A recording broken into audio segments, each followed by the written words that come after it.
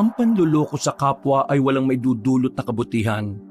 Kalaunan ay maaari kang malagay sa kapahamakan. Pinagpalang araw mga kabangers at mga kayanggaw. Ibabahagi ko lang sa inyo ang naging karanasan ko noon nung ako ay nasa probinsya pa ng Romblon. Isang karanasan na talagang nagturo sa akin na ang panlilinlang ay panganib din ng dala sa buhay ng tao. Hindi ko makakalimutan ang mga nangyari noon dahil dito ko rin natuklasan na ang tinatawag nilang aswang ay totoong nabubuhay sa ating lipunan. Ang mga nilalang na talaga namang sumubok ng aking paniniwala sa buhay at pag-asa. Kilalanin niyo na lang ako bilang si Lakay.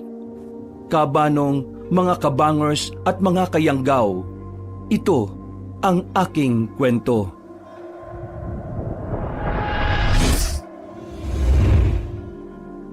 Bago nga pala magsimula ang ating kwento, sana'y mapindot nyo muna ang subscribe button at ang notification bell para lagi kayong nanonotify pag may bago tayong mga kwento.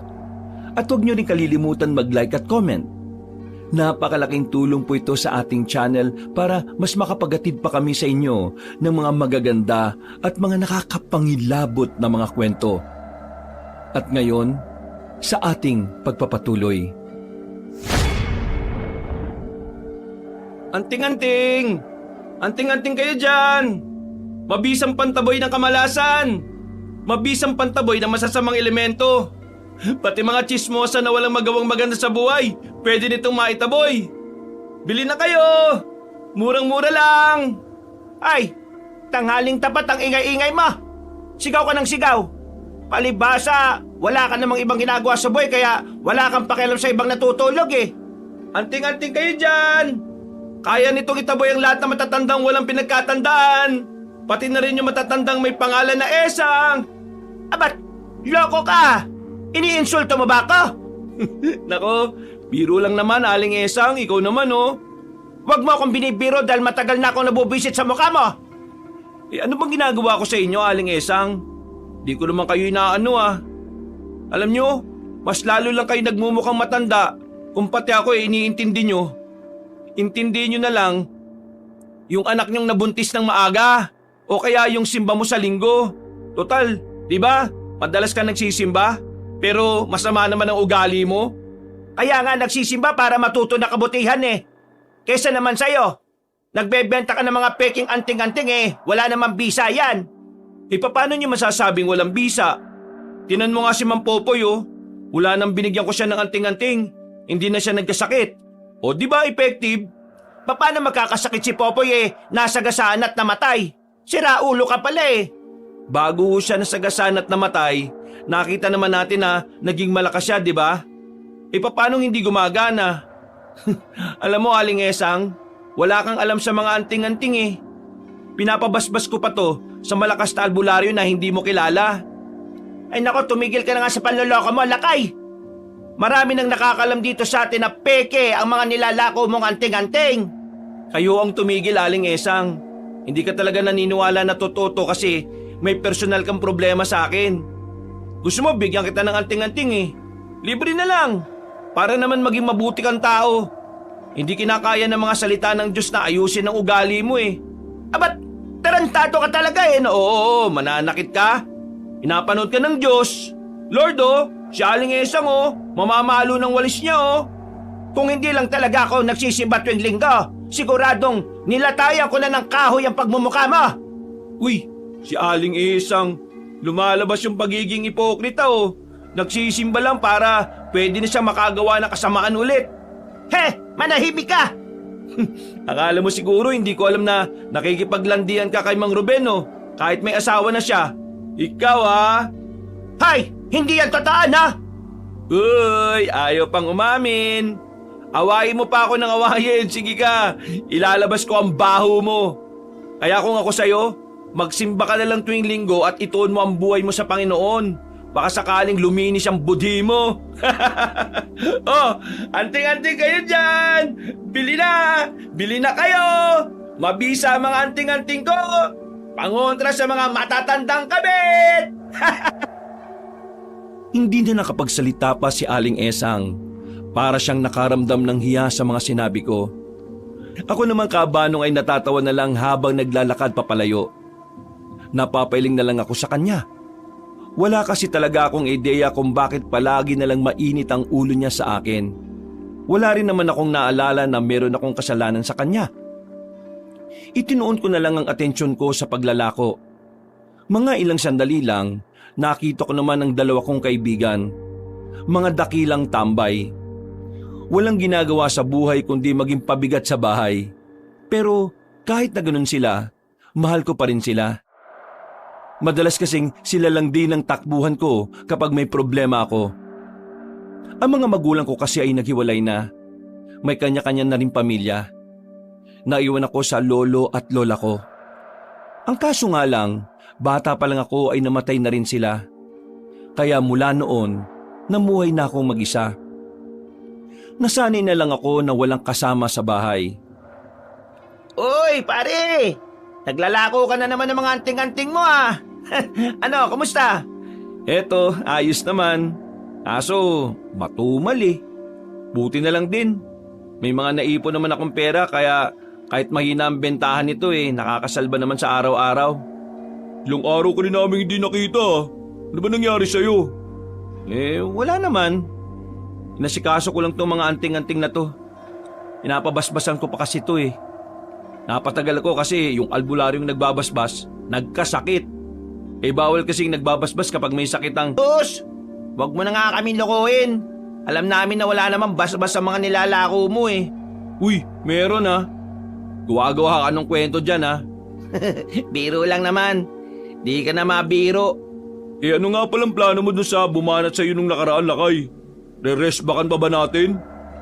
Oo nga. Hindi pwedeng walang ganti, pre. Sinapak ka nga niya sa panga eh. Kala nga namin gigising ka na sa langit eh. Alam nyo kasi, focus ako ngayon sa pagpapayaman. Wala pa sa isip ko yung pananakit ng tao. Isa pa, masama yun eh. Sobrang sama. Sus, magtigil ka nga. Mas malala ka pa nga sa amin kapag basag ulo eh. Dati yun, hindi na ngayon no. Natigil ang usapan namin kabanong nang mapalingon kami sa kanto. Isang magandang babae ang lumabas doon. Nagliliwanag ang kagandahan niya. Para bang anghel na bumaba mula sa langit. Napanganga kami. Maraan na pumihit ang ulo namin sa babaeng naglalakad. Ang ganda talaga ni Belinda. Sobrang ganda. Masyadong maganda yan. Hindi yan pwede sa akin. Doon ako sa kapatid. Buntis na yung kapatid nun, buwang. Para sa akin talaga si Belinda. Galit na galit nga sa'yo si Aling Esang eh. Paano mo makukuha yan? KJ mo talaga no? Pwede ba manahimik ka na nga lang? Nagsasabi lang naman ng katotohanan eh. Biglang tumigil si Belinda at lumapit siya sa amin. Agad din naman kaming napaayos ng kwelyo namin. Sinuklay-suklay pa namin ang buhok namin ng mga daliri. Pwede ba ako magtanong? Magtanong ka lang, sasagutin kita. Pero kapag sinagot kita, tayo na ah. Uy, sira ulo ang putik. Seryoso yung tao eh. May alam ba kayong nabibila ng alambre? Si mama kasi gagawa ng sampayan. Maikli yung alambre. Alambre ba kailangan mo? Marami ako sa bahay. Talaga? Pwede bang alambre? Meron dyan sa kanto, tara. Sasama na kita. Hindi na ako nagpahuli. Hinawakan ko sa kamay si Belinda at agad kaming umalis. Wala na akong pakialam kahit na magmukhang makapal ang mukha ko. Hindi ako papayag na mapormahan siya ni Edong babaero yon. Sandali. O bakit? Hiningal naman ako eh. Para mo akong kinakaladkad. Ay, pasensya na ha. Kailangan kasi natin magmadali eh. Baka kasi maubusan ka ng alambre. Ha? Nakakaubusan ba nun?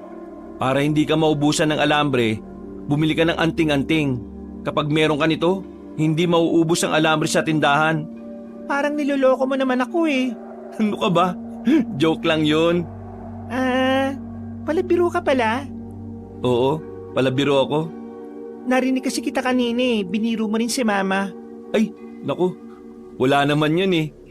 Biro lang talaga yun. O tara, bili na tayo ng alambre. Habang naglalakad kami noon, parang gusto ko nang dumiskarte sa kanya. Ang puti-puti niya talaga kabanong. Ang ganda-ganda. Hindi ko nga alam kung papaanong naging anak ni Aling Esang ang babaeng yon. Sobrang layo. Alam mo, Lakay, natutuwa ako sa'yo kasi masipag kang tao eh. Lahat ginagawa mo para lang kumita ng pera. Ah, maliit na bagay. Ganun naman kasi talaga kapag hindi ka pinanganak na mayaman eh. Kailangan mo magsumikap sa buhay. Kasi kung magtatamad-tamad ka, hindi ka makakausad. Mapag-iiwanan ka at mas lalo kang mahihirapan. Ayaw kasing mamatay ng mahirap sa lipunan na to eh. May lumapit na lalaki sa amin, amoy alak. Pero interesado siya sa mga nakasabit na anting-anting sa braso ko. Akala ko nung una bibili. Pero sinabi niya sa akin na wala naman daw matinong anting-anting sa binebenta ko. Parang hindi naman daw uubra sa aswang yon. Dahil sa epal na lalaki, nadako tuloy ang usapan namin sa mga aswang. Wala pa naman akong alam sa bagay na yon. Pero kinailangan kong sakyan ang mga sinasabi ni Belinda. Nung bata pa ako, nakakita ko ng aswang sa kabilang baryo. Hindi pa kami taga rito nun eh. Talaga? Anong itsura? Nakakatakot malamang. Nakakakilabot. Mas pangit pa yata sa mama niya. Ano? May sinasabi ka? Ha? Wala naman. Ang sabi ko, nakakatakot talaga ang mga aswang. Bakit? Nakakita ka na rin ba? Hindi pa. Ano kasi, yung tita ko nakakita. Kinuwento niya lang sa akin. Pero tingin mo, may aswang kaya rito sa atin? Hindi ko alam eh. Kung sakali mang meron, huwag ka mag-alala. Kasi nandito naman ako para iligtas ka. Poprotektahan kita kahit na dumating pa yung araw na wala na mga anting-anting ko. Ang sweet mo naman. Siyempre, hindi ako maasim eh. Ayun na pala yung tindahan. Bili na tayo ng alambre. Nagtitinginan sa amin ng ibang lalaki. Akala siguro nila ay kasentahan ko si Belinda. Pero yun din ang gusto kong isipin nila para mas lalo silang mainggit. Pagkatapos namin bumili, inihatid ko si Belinda sa kanto nila. Hindi na ako dumiretso sa bahay nila dahil alam kong magiging dragon na naman si Aling Esang. Binalikan ko na lang ang dalawang kaibigan ko na nakatambay pa rin sa harapan ng tindahan. Suga pa talaga tong hayop na to eh. Sinulo ba naman si Belinda? O bakit? Anong akala mo kay Belinda pwedeng paghatian? Di gusto mo, sa'yo na si Belinda. Mismo. Di sa'yo na. Hindi na ako makikipagkompetensya. Dong ikaw, doon ka na sa isang anak ni Aling Esang. Sakto walang ama yung pinagbubuntis nun. Ayoko maging instant tatay no. Matapos ang ilang minutong pagtambay ay iniwan ko na rin silang dalawa. Ipinagpatuloy ko ang paglalako ng anting-anting. Pagpunta ko sa ibang baryo, kahit papaano ay nagkaroon ako ng benta. Mga bandang 6:00 ng gabi na ako nakauwi. Pagpasok ko ng bahay, isang malalim na paghinga ang ginawa ko. Naramdaman ko na ang maghapong paglalakad. Napatingin na lang ako sa larawan ni Lolo at Lola na nakadikit sa dingding. Lolo? Lola? Hindi naman talaga kayo babalik? Habang tumatanda kasi ako, palungkot tong bahay na to eh. Bakit ba kasi magkasunod pa kayong namatay? Pwede namang 10 taon yung pagitan eh. Dadaya nyo. Kinakausap mo yung picture nila? Ay putik! Paano ka nakapasok dito? Bukas yung pinto eh. Ibig ko sabihin, anong ginagawa mo rito? Kuya Lakay, pwede bang dito na muna ako? Ha? Baliw ka ba? Hahanapin ka sa akin ng mga magulang mo, no? Hindi nila ako hanapin. At bakit hindi? Kasi nag-aaway na naman sila eh. Umalis silang dalawa sa bahay, wala akong kasama. Pambihira naman, no? Sige, dito ka na muna. Ibang klase mga magulang meron ka. Sasabihan ko na lang si tita na nandito ka para hindi sila mag-alala. Napabuntong hininga na lang ako. Si Miko ay ang pinakabata kong pinsan. May mga pagkakataon na nagpupunta talaga siya sa bahay ko. Tinatanggap ko naman dahil malaki ang pagkakatulad namin. Isa pa, hindi rin naman ibang tao sa akin ang batang yon. Bago ka matulog, maligo ka na muna ha. Kanina ka pa laro ng laro sa labas. Saan po kayo pupunta? Diyan lang sa mga tropa. Balik po kayo kagad, Kuya Lakay ah. Babalik naman ako kagad. Natatakot po kasi ako dito eh. Ha? Bakit ka naman matatakot? Nung nakaraang buwan, nandito ka rin naman. Iniwan pa nga kita mag-isa eh. Baka po kasi may aswang eh. Pambira ka naman. Walang aswang no? Saan mo na naman ba narinig yan? Sa mga kalaro ko po. Ang sabi kasi nila, kinukuha daw na mga aswang ang mga batang walang kasama sa bahay eh. Yung mga kalaro mo mga buang. Tinatakot ka lang na mga yun. Alam mo, ang tunay na lalaki, kahit walang kasama sa bahay, matapang dapat. Ganun po ba yun? Oo naman. Tingnan mo ko. Di ba kapag wala ka rito, wala rin naman akong kasama. Malaki ka na po eh. Basta, walang aswang. O sige na, alis na muna ako. Babalik ako maya-maya. Hindi ko na hinintay pang mangulit si Miko. Nagmamadali na rin akong umalis ng bahay. Pupunta sana ako sa bilyaran para makapag-relax-relax kahit na papaano. Pero bago pa man ako makarating doon ay may nangyari ng nakakainis. Aray ko, buwisit! Meron akong naapakan na may tulis. Hindi naman ako nasugatan. Pero paika-ika ako ng lakad dahil medyo masakit. Pagtingin ko, nakita ko ang kapiraso ng kawayan. Parang 1.5 pulgada lang ang sukat. Tapos, merong tali. Teka, kwintas to Mukhang pwede ko rin isama to sa mga binebenta kong peking anting-anting. Umupo na muna ako sa gilid. Pinahupa ko na muna ang sakit ng paa ko. Habang naghihintay ako, ay bigla na lang akong nakaramdam ng pagkahilo. Hindi ko alam kung dahil ba yun sa sakit ng paa ko. Buti na lang talaga, napadaan si Edong nung mga sandaling yon. Uy, pare! Ayos ka lang? Oo, ayos lang naman ako. Medyo nahilo yata ako. Nahilo ka? Kumain ka na ba? Baka gutom ka lang. Kumain naman ako. Ayos naman ako kanina eh. Nung tatayo na ako, bigla ako nahilo. Baka kasi kakabilad mo yan sa araw. Tara, samahan na kitang umuwi sa inyo. Tapos magpahinga ka Baka pagod lang yan. Masyado ka kasing masipag eh. Baka bukas yan, bigla ka nalang tumago sa pader. Inalalayan ako ni Edong. Malaki ang pasasalamat ko sa kanya dahil talagang hindi ko kakayaning makapaglakad na mag-isa. Para akong nalasing bigla. Nang makauwi na kami sa bahay ko, huminga na muna ako. Hawak-hawak ko pa rin ang kawayan sa palad ko. Marami pong salamat sa pagdating nyo kay Kuya Lakay. Lasinggero po kasi talaga yan dati pa eh. Hindi naman lasing ang Kuya Lakay mo, ano ka ba? Nahihilo siya. Baka masama pakiramdam. Kaya ikaw na munang bahala sa kanya, Miko ha. May kailangan pa kasi akong puntahan eh. Sige po, marami po ulit salamat. Miko, bigyan mo nga ako ng kape. Marunong ka ba magtimpla? Opo, marunong naman po ako. Ako nga po nagtitimpla ng kape ni Papa eh. Kapag gusto niya ng kape. Mabuti naman kung ganun. Natututo ka na pala eh. Kuya Lakay, baka kaya ka nahilo kasi natakot ka sa aswang. Diyos ko, anong kunik? Sabi kasi ng mga kaibigan ko, kapag ang aswang daw ay nakita mo, tinititigan ka niya sa mata eh. Nahihilo ka raw po. Ikaw talaga, kung ano-ano na lang ang natututunan mo sa labas ha. Alam mo mabuti pa, dapat libro binabasa mo. Hindi yung mga sinasabi ng mga kaibigan mo yung iniintindi mo. Bakit pa po ako magbabasa eh, hindi naman ako mag-aaral. At bakit hindi ka mag-aaral? Nag-aaway nga si Mama at Papa, baka hindi na nila ako kayang paralin. Gusto mo ba mag-aaral?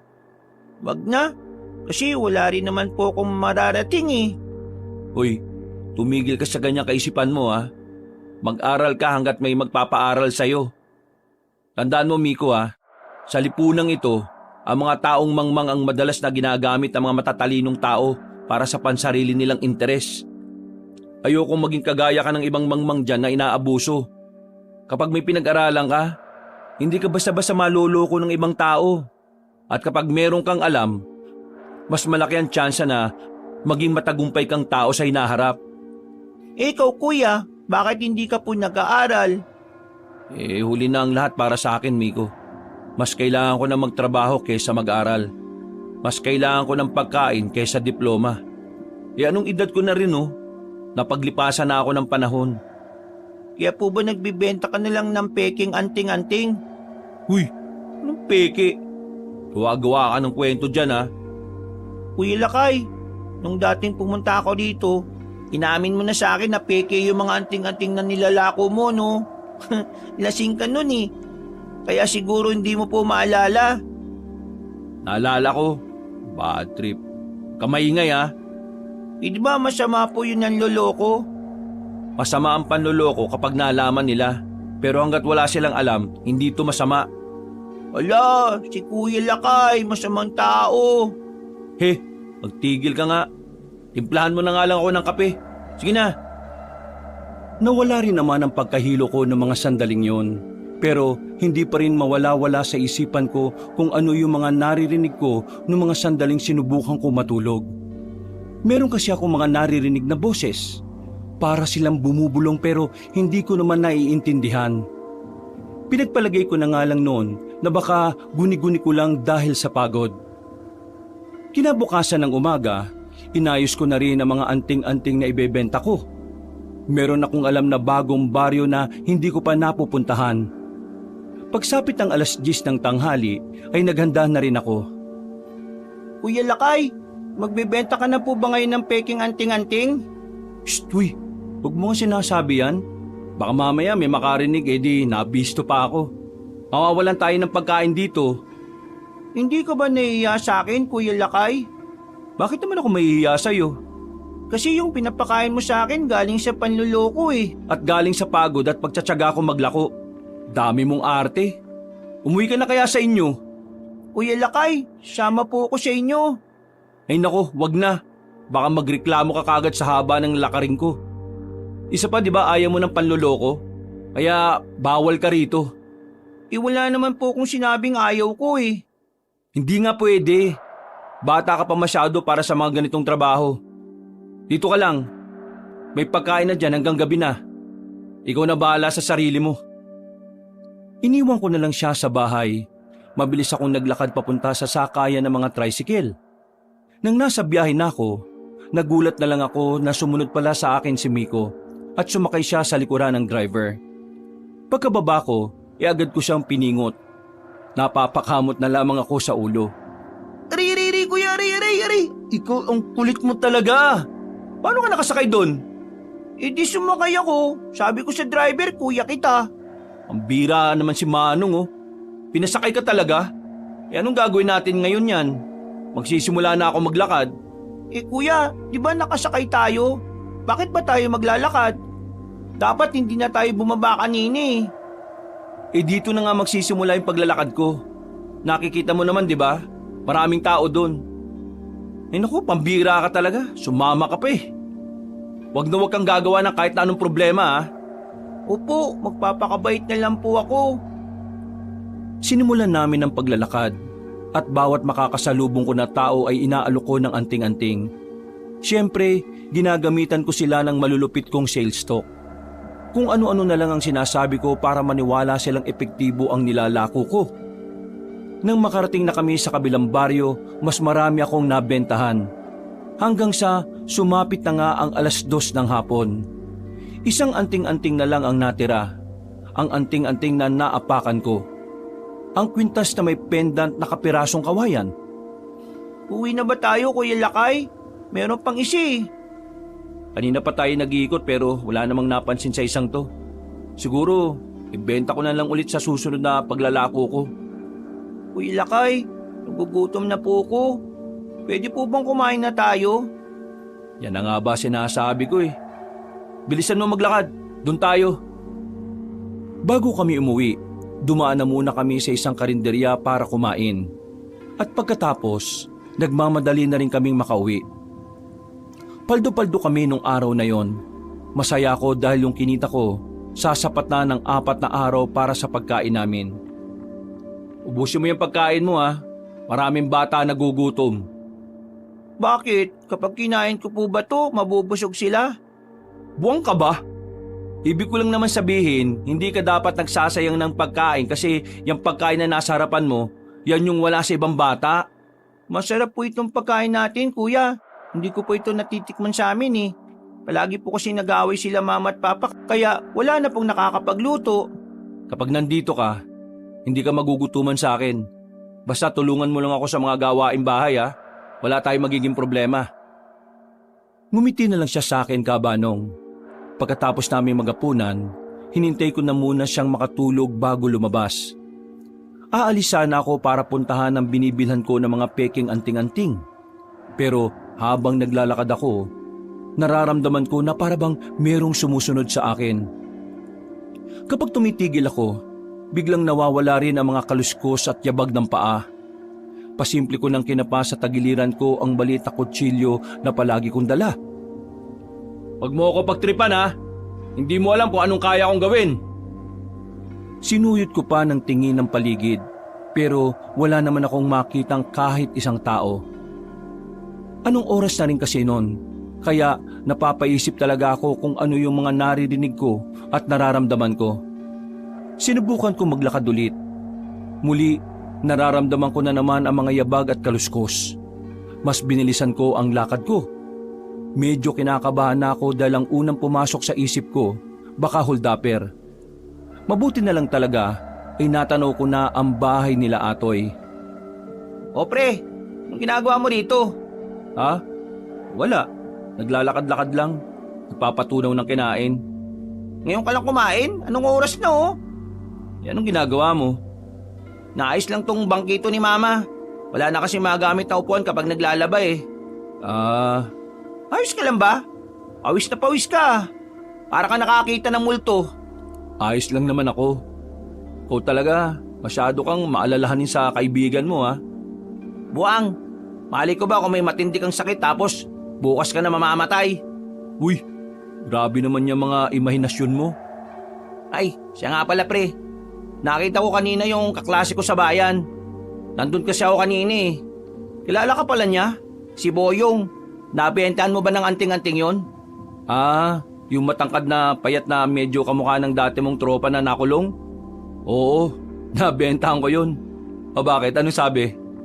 Hindi naman daw tumatalab yung anting-anting mo pre. Sabi mo raw kasi sa kanya, kapag meron na siyang anting-anting, hindi na siya mahihirapang matulog sa gabi. Ilang gabi na raw siyang puyat eh. Ay nako, alam mo kung bakit hindi natalab yung anting-anting? Baka naman peke. Pambihira. Magbebenta ba ako ng peke? Kaya hindi siya makatulog sa gabi kasi nood siya ng bold. Yun ang dahilan kung bakit siya napupuyat. Paano naman kasi gagana yung anting-anting kung kinokontra naman ng bold? Subukan niyang tigilan yung panonood ng ganon. Tingnan mo, 1 minuto lang tulog yan. Ha? Ganun ba yun? Oo, ganun yun. Alam na alam ko yan kasi inaaral ko din naman yung mga anting-anting na meron ako. Hindi ka nanloloko ng tao ha? Diyos ko naman, ako manloloko ng tao? Hindi naman ganun ang pagkakakilala mo sa akin, di ba? Naniniguro lang. Siyempre, ayaw ko rin naman na mapaaway ka na naman kasi may nagsasabing peke yung binebenta mo. Huwag ka mag-alala. Sanay na ako sa mga ganun. Yung mga taong nagsasabi ng ganun yung mga taong hindi naman marunong sumunod sa mga hakbang na tinuturo ko. O paano? Uwi na ako ah. Nang may makita kong grupo na magsasaka, ay dali-dali na akong sumabay sa kanila. Medyo kinakabahan pa rin kasi ako sa nararamdaman kong sumusunod sa akin. Ligtas naman akong nakauwi. Sinilip ko si Miko. Masarap ang tulog niya. Parang matanda kong humilik. Humilata agad ako sa higaan. Sa hindi inaasahang pagkakataon, bigla kong binangungot. May mga nakita ako sa panaginip ko ng mga halimaw. Mga taong namamatay at nilalapa ng kung ano-anong nilalang. Napasigaw ako nang maramdaman kong hindi na ako nakakahinga na maayos. Nagising lang ako nang maramdaman ko na sinasampal na ako ni Miko. Kuya Lakay, nananaginip ka. Mukhang kinakarma ka na po sa panluloko mo oh. Ano ka ba? Binabangungot ako. Pero ang sakit ng sampal mo, Miko. Parang nauga yata pang ako eh.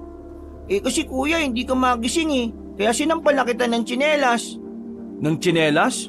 Opo, ayun oh. Walang niya ka. Ang kapal niyan. Magigising talaga ako niyan. Pero kuya, ano po ba yung nasa panaginip nyo? Grabe, nakakatakot, nakakakilabot. Dumanak ang dugo. Hindi ko alam pero parang impyerno. Napatingin na lang ako sa oras. Mag-aalas 6 na pala ng umaga. Kumuha na lang ako ng kape at nagtimpla. Nung araw na yon ay wala akong ipanlalako. Kaya naman nagbihis na muna ako para puntahan ang pinagkukunan ko ng mga anting-anting. Himalang hindi sumama si Miko kaya wala akong naging problema. Sa tagong bahay sa bayan, doon ako nagtungo. Isang matandang lalaki na kalahating Pinoy at kalahating Incheck ang sumalubong sa akin. Tumingin-tingin siya sa labas bago ko yayain pumasok. Ikaw ba sigurado wala nakakita papunta mo rito sa bahay ko? Ito naman, ba't ka ba natatakot? Hindi naman droga yung binebenta mo. Kahit pa, tayo rin bebenta peke. At ikaw, loko mo tao para bili peke anting-anting. Hindi naman kamahalan yung presyo ko sa kanila. Masyado naman silang abusado kapag mura na nga tapos gumagana pa, di ba? Labas mo na nga lang dyan yung mga bago mo. Bibili ako ngayon. Bakit? Ubos na una mo bibili? Oo, ubos na. Ako pa ba? Wala ka talaga kupas. Galing mo talaga loko tao. Pinatong niya sa ibabaw ng lamesa ang mahabang baul. Binuksan niya yon at saka bumungad sa akin ang mga bagong gawa niyang mga anting-anting. Parang kumikinang sa mga mata ko ang mga yon. Inisa-isa kong tingnan ang mga bagong gawa ni Mr. Lee na parabang kung suriin ko totoong mga anting-anting yon. Dami dyan bag ko. Kaso karamihan puro kwintas. Ganda naman yan. Ikaw bahala paliwanag kanila gaya dati. Sige, ako nang bahala. Mga 50 piraso. Wow, dami! Ha! Big time to lalaki na to ah! Pagaling lang talaga ako mag-sales talk. Abot langit ang ngiti ni Mr. Lee sa dami ng binili ko. Pagkatapos ng sandaling pag-uusap ay nagpaalam na rin ako sa kanya. Masaya ako noon dahil ang dami ko na namang ibebenta. Habang naglalakad ako papasok sa aming baryo, naramdaman ko na naman na parabang merong sumusunod sa akin. Kinabahan na naman ako. Kinapa ko ang kutsilyo na laging nasa tagiliran ko. Pero sa mga sandaling yon, mas lalo akong kinabahan dahil hindi ko pala yon bitbit. Binilisan ko na lang ang lakad ko. Nang liliko na sana ako sa isang kanto, biglang may matandang lalaking humarang sa daraanan ko. Puti at mahaba na ang buhok niya.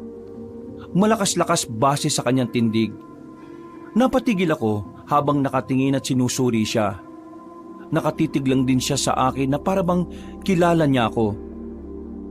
Ikaw yung sumusunod sa akin, no? Oo, sinusundan kita. Bakit niyo ako sinusundan? Anong kailangan niyo sa akin? Sino ka ba? Itigil mo na yung ginagawa mo. Ho? Anong itigil? Anong ginagawa? Wala naman akong ginagawa sa iyo ah. Alam ko na mga anting-anting na ibinebenta mo ay peke. Ah, alam ko na. Siguro isa ka sa mga bumili sa akin tapos hindi sinunod yung sinabi ko, no? Yang kasi, di marunong makinig. Tapos kapag hindi gumana, sisisihin yung anting-anting. Tapos sisisihin din ako. Ano ba kailangan mo? Babalik ko ba yung binayad mo? Bawal na. Nagamit mo na eh. Wala akong pakialam sa binebenta mong anting-anting dahil alam ko ang tunay sa hindi. Lumapit pa siya sa akin ng bahagya kabanong. Napatras naman ako dahil sa pagkailang. Base sa reaksyon ng mukha niya, para niya akong sinisindak. Pilit ko namang hindi pinapahalata ang takot ko sa kanya. Oh, anong gagawin mo? Bakit? Akala mo natatakot ako sa'yo? Huwag kang matakot sa akin. Ang dapat mong katakutan ay ang mga nilalang na maaaring humabol sa iyo dahil sa ginagawa mo. Hindi kita maintindihan. Sige na nga, alis na ako. Sa malayong baryo sa Hilaga, 2 lalaki ang namatay sa pagbebenta ng tunay na anting-anting. Pinatay sila ng mga aswang. Pinapatay ng mga aswang ang mga taong nagbebenta ng anting-anting dahil banta ang mga yon sa lahi ng mga aswang at sa angkan nila. Kung hindi mo ititigil ang ginagawa mo, mapagkakamalang ka nila at baka mamatay ka rin. At bakit naman ako maniniwala sa'yo? Hindi nga kita kilala. Ikaw yata yung manluloko eh. Pwede ba tigilan mo nga ako? Huwag mo akong isahan ha. Sige na, alis na ako. Sinabihan na kita. Walang sisiyahan kapag ginambala ka na nila. Hindi ko pinansin ang sinasabi ng matandang lalaki. Nagmamadali na akong naglakad papasok ng baryo namin. Pilit kong kinakalimutan ang mga bagay na yon. Pero ang totoo, hindi naman yun nawala sa isipan ko. Pagsapit ng gabi, nasa bahay lang kami ng mga kaibigan ko. Naisipan lang namin na mag-inom. Medyo may pera din kasi yung dalawa dahil umextra sa trabaho sa kung saan. Si Belinda, nakasabay ko kanina sa palengke. Akala ko nga, hindi ako kakausapin eh. Tapos pre, nagtabi pa kami kanina sa tricycle. Magkalapit mukha namin kasi masikip eh. Tapos kapag nagsasalita, ang bango-bango ng hininga niya pre. Binanyak mo siguro si Belinda, no? Baliw, hindi no.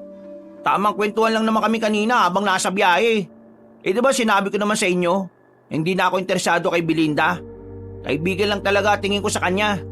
Eh ako kasi, yung kapatid niya ang gusto ko talaga. Kaso nabuntis naman. Eh ikaw Lakay, kumusta kayo ni Belinda? Kailan kayo huling nag-usap? Uy, Lakay! Nakikinig ka ba? Ha? Wala ka na naman sa sarili. Sigurado ko bang ayos ka lang? Parang napapansin namin kanina ka pa nananahimik ka.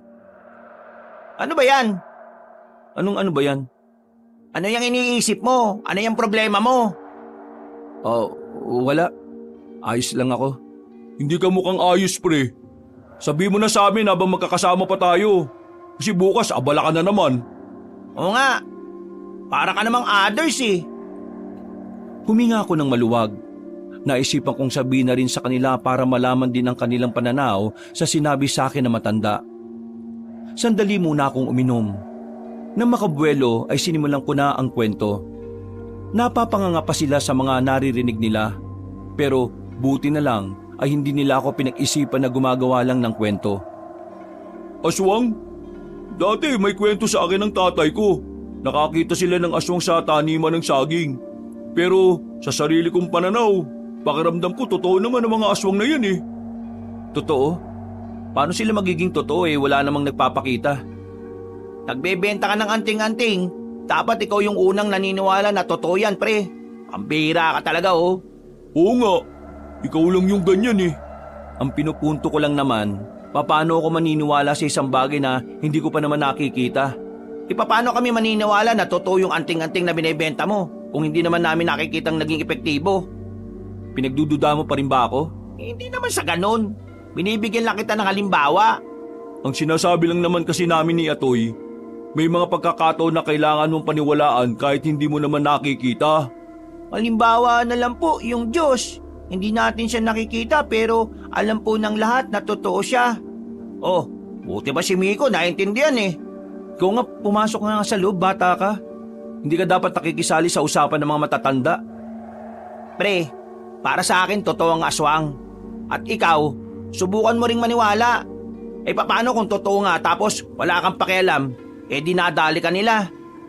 Sabi pa naman ng matatandang nakausap mo, pinapatay nila mga taong nagbebenta ng anting-anting, di ba? Mas maganda ng handa ka pre.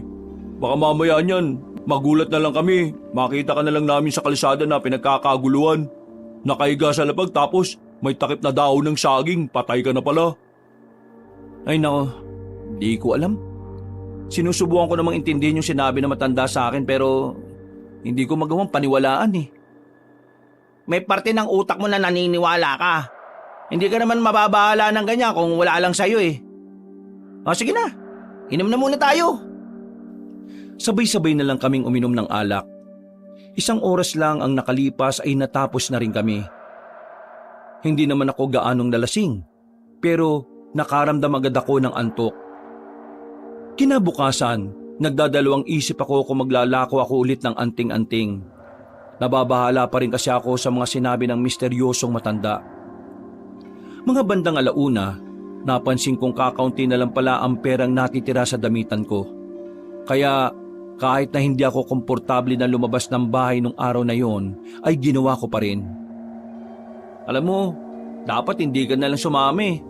Kuya Lakay, yung pinag-uusapan niyo po kagabi tungkol po sa aswang, Di po ba sabi ko sa inyo, totoo yung mga yon? Kung totoo sila, ikaw ang una nilang kakainin kasi ang daldal mo. Manahimik ka nga dyan para marami tayong maibenta. At para marami din po tayong maloko. Pagbaba namin sa bagong baryo ng paglalakuan namin, meron kaming nilapitan na 2 lalaki. Bumibili sila sa tindahan pero inistorbo namin. Pagkaharap nila ay parang namumutla ang kanilang mga mukha. Mga boss, baka gusto nyong subukan tong mga tinda kong anting-anting. Mabisa to na pangontra sa masasamang elemento. Pantaboy ng kamalasan at para makaiwas na rin sa mga sakit. Bibigyan ko kayo ng discount kapag 5 binili nyo. Bili na kayo boss oh, maganda to. Marami na rin tong natulungan. Marami na rin kasing nakabili nito eh. Nakatingin lang sa amin ang 2 lalaki. Seryoso lang ang mga mukha nila. Hindi nagsasalita. Kinalabit na ako ni Miko. Nagyayaya na siya na pumasok na sa baryo dahil mukhang wala namang kaming mapapala sa mga yon. Nang makapasok na kami sa baryo, nakita ko pa ang 2 lalaki na nakatanaw sa amin. Hindi ko nalang pinansin at itinoon ko na lang ang atensyon ko sa pagbebenta ng anting-anting. Anting-anting kayo dyan! Pangontra sa masamang elemento! Sakit at kamalasan! Pwede rin itong pangontra sa mga kabit na sumisira ng pamilya! Pangontra sa mga tsismosang nagkakalat ng maling balita! Anting-anting kayo dyan! Kuya, walang napansin sa'yo. Luma na kasi yung ganyang style mo eh. Bakit? Meron ka bang naisip na ibang style? Wala po. O wala naman pala eh. Manahimik ka na lang muna dyan. Dakong alauna, kahit papaano ay nababawasan na rin ang mga binebenta namin. Pagdating naman ng 2:00, nagpunta na rin kami sa katabing baryo. Sa puntong ito, mas marami na ang bumibili. Mas madadali silang naniniwala sa mga imbento kong magandang benepisyo ng mga anting-anting ko. Ayos! Medyo pwede na to. Marami-rami na rin tayo nabenta. Kuya Lakay, pwede ba muna tayong maligo dito sa ilog na to? Hindi. Nagpapahinga lang tayo rito, pero hindi maliligo. Napakamot na lamang sa ulo si Miko. Matapos ang ilang minuto, ay agad na rin naming nilisan ang ilog na yon. Naglakad na kami papunta sa sakayan ng tricycle.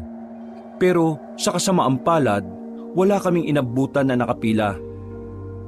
Ayon sa nakausap naming mga naroon, walang pila ng tricycle kapag araw ng linggo. Kuya Lakay, paano tayo uuwi nito ngayon? Di maghintay na lang muna tayo dito sa gilid. Baka naman may mapada na pwede masakyan. Umupo na muna kami ni Miko. Nilibang na lang muna niya ang sarili sa paglalaro ng mga dahon na tuyo. Halos mag-iisang oras na rin kaming nakaupo at naghihintay roon. Pero wala pa rin napapadaan na kahit na anong sasakyan. Kuya Lakay, napapansin niyo po ba yung 2 lalaki na yon? Di po ba sila yung una nating inalo kanina? Oo, sila nga. Kanina pa po sila dyan nakatayo tapos nakatanaw po sa atin eh. Pabayaan mo sila. Wala naman silang ginagawang masama eh. E paano po kapag meron silang ginawang masama? Ano bang pinag-iisip mo dyan? Tara na nga, simulan na natin ang paglalakad. Kesa naman naghihintay lang tayo. 4:00 na rin oh. Kalmado lang kaming naglalakad sa gilid ng kalsada noong mga sandaling yon, Kabanong. Pero nawala ang pagiging kalmado ko nang makita kong sumusunod nga sa amin ang 2 lalaki. Nung una, nagawa ko pang isipin na baka iisa lang naman kami ng direksyon. Pero habang tumatagal, unti-unting bumabalik sa isipan ko ang sinabi sa akin ng matandang lalaki. At dahil nga rito, naisip ko na baka aswang ang sumusunod sa amin. Hindi naman talaga ako naniniwala sa mga aswang, Kabanong. Pero sa mga pagkakataong yon, parang nakalimutan ko na ang sarili kong pananaw tungkol sa mga bagay na yon. Kuya Lakay, nakasunod talaga sila sa atin. Ano bang kasalanan natin sa kanila? Huwag ka na nga magtanong. Sumunod ka na lang sa akin, bilisan mo. Meron kaming nadaanan na kainan sa gilid ng daan. Sinamantala namin ang pagkakataon na magpahinga roon habang maraming tao. Pagtingin ko sa 2 lalaki, tumigil din sila sa pagsunod sa amin. Nakatayo lang sila sa poste. Maya-maya pa, pinasan ko na si Miko at pasimple na kaming umalis doon. Noong mga sandaling yon, Akala ko'y hindi na nila kami masusundan. Pero pagpunta namin sa maliit na baryo, nakita na namin na nakasunod pa rin pala sila. Bagay na mas lalo kong kinabahala. Kuya Lakay, nakasunod pa rin sila sa atin. Ano po ba talagang nangyayari? Hindi ko rin alam eh.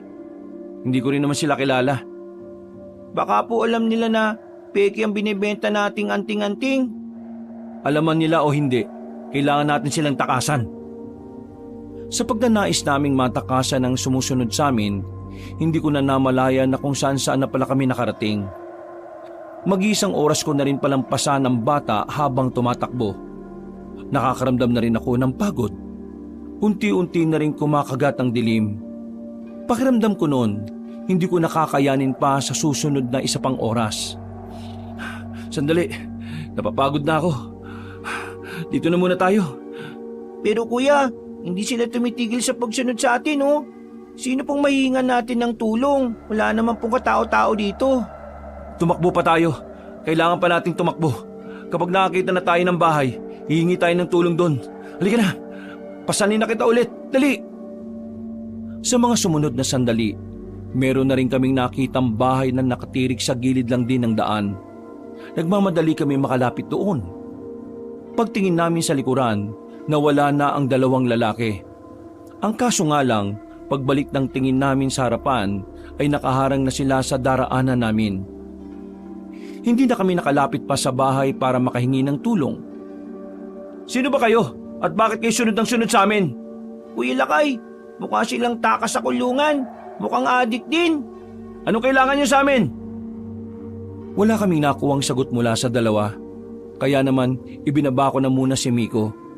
Kahit na dalawa sila, handang-handa ko silang palagan nung oras na yon. Pinipilit kong tapangan dahil ayaw kong magmukhang mahina sa harapan ng batang kasama ko. Ayaw niyong sumagot ha? Sige, sasapakin ko na lang yung mga mukha niyo. Lalapitan ko na sana sila pero bigla na lang nagbago ang itsura nila. Mas lalo silang naging pangit. Humaba rin ang kanilang dila. Dahilan para mapatigil ako at dahan-dahang mapatras. Sa mga puntong yon ay nakumpirma ko na rin na totoo nga talaga ang aswang. Na totoo ang sinasabi at babala sa akin ng matandang nakausap ko. Ala kuya, aswang yan. Naloko na! Sa gilid ka lang! Lalabanan mo ba sila, Kuya Lakay? Hindi mo sila kakayanin. Sabi ng mga kalaro ko, mabibilis daw po yung mga aswang eh. Wala tayong magagawa. Kailangan kong palagan tong dalawang pangit na to. Lumusob ako sa kanila. Sinubukan kong patamaan ng suntok ko. Pero sa halip na tamaan ay ako pa ang nadali. Nasugatan ako sa bandang balikat. Agad naman akong dumistansya. Sa mga sandaling yon, nararamdaman ko nang hindi ako tatagal sa dalawang yon. Hindi ko na rin naman magawang itakbo si Miko dahil siguradong masusundan lang din nila kami. Gulong-gulo na ang utak ko noon, kabanong. Hindi ko na alam ang gagawin ko. Mabuti na lang talaga may dumating para iligtas kami mula sa dalawang aswang na yon. Nakita ko na lang na meron ng nakatarak na palaso sa ulo ng isang aswang. Habang ang isa naman ay nagmamadaling tumakas. Lumapit sa amin na matandang tumulong sa amin. Nanlalaki ang mga mata ko nang mamukaan ko siya. Siya ang matandang nagbigay sa akin ng babala. Hindi ako makapaniwala na siya pa pala ang magliligtas sa amin kontra sa kapahamakan. Marahil ngayon maniniwala ka na sa sinabi ko. Ititigil mo na siguro ang pagbebenta ng peking anting-anting. Bakit kayo dumating? Ibig ko sabihin, paano nyo nalaman na nasa panganib ang buhay ko? Hindi ko alam pero nakita ko. Doon lang ako nakatira sa bahay na yon.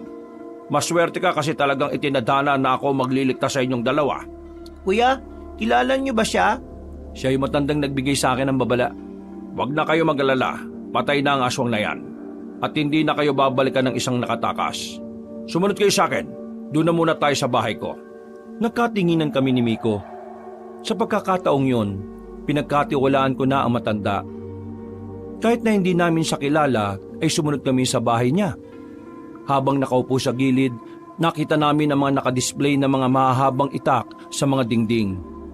Meron ding ibang mga sandata ang nakadikit. Inumin niyo muna to. Pampakalma yan. Huwag kayong mag-alala. Wala akong nilagay na lason dyan. Maraming salamat po. Salamat po, Lolo. Pero, paano niyo po nalaman na peke yung mga binibenta ni Kuya Lakay?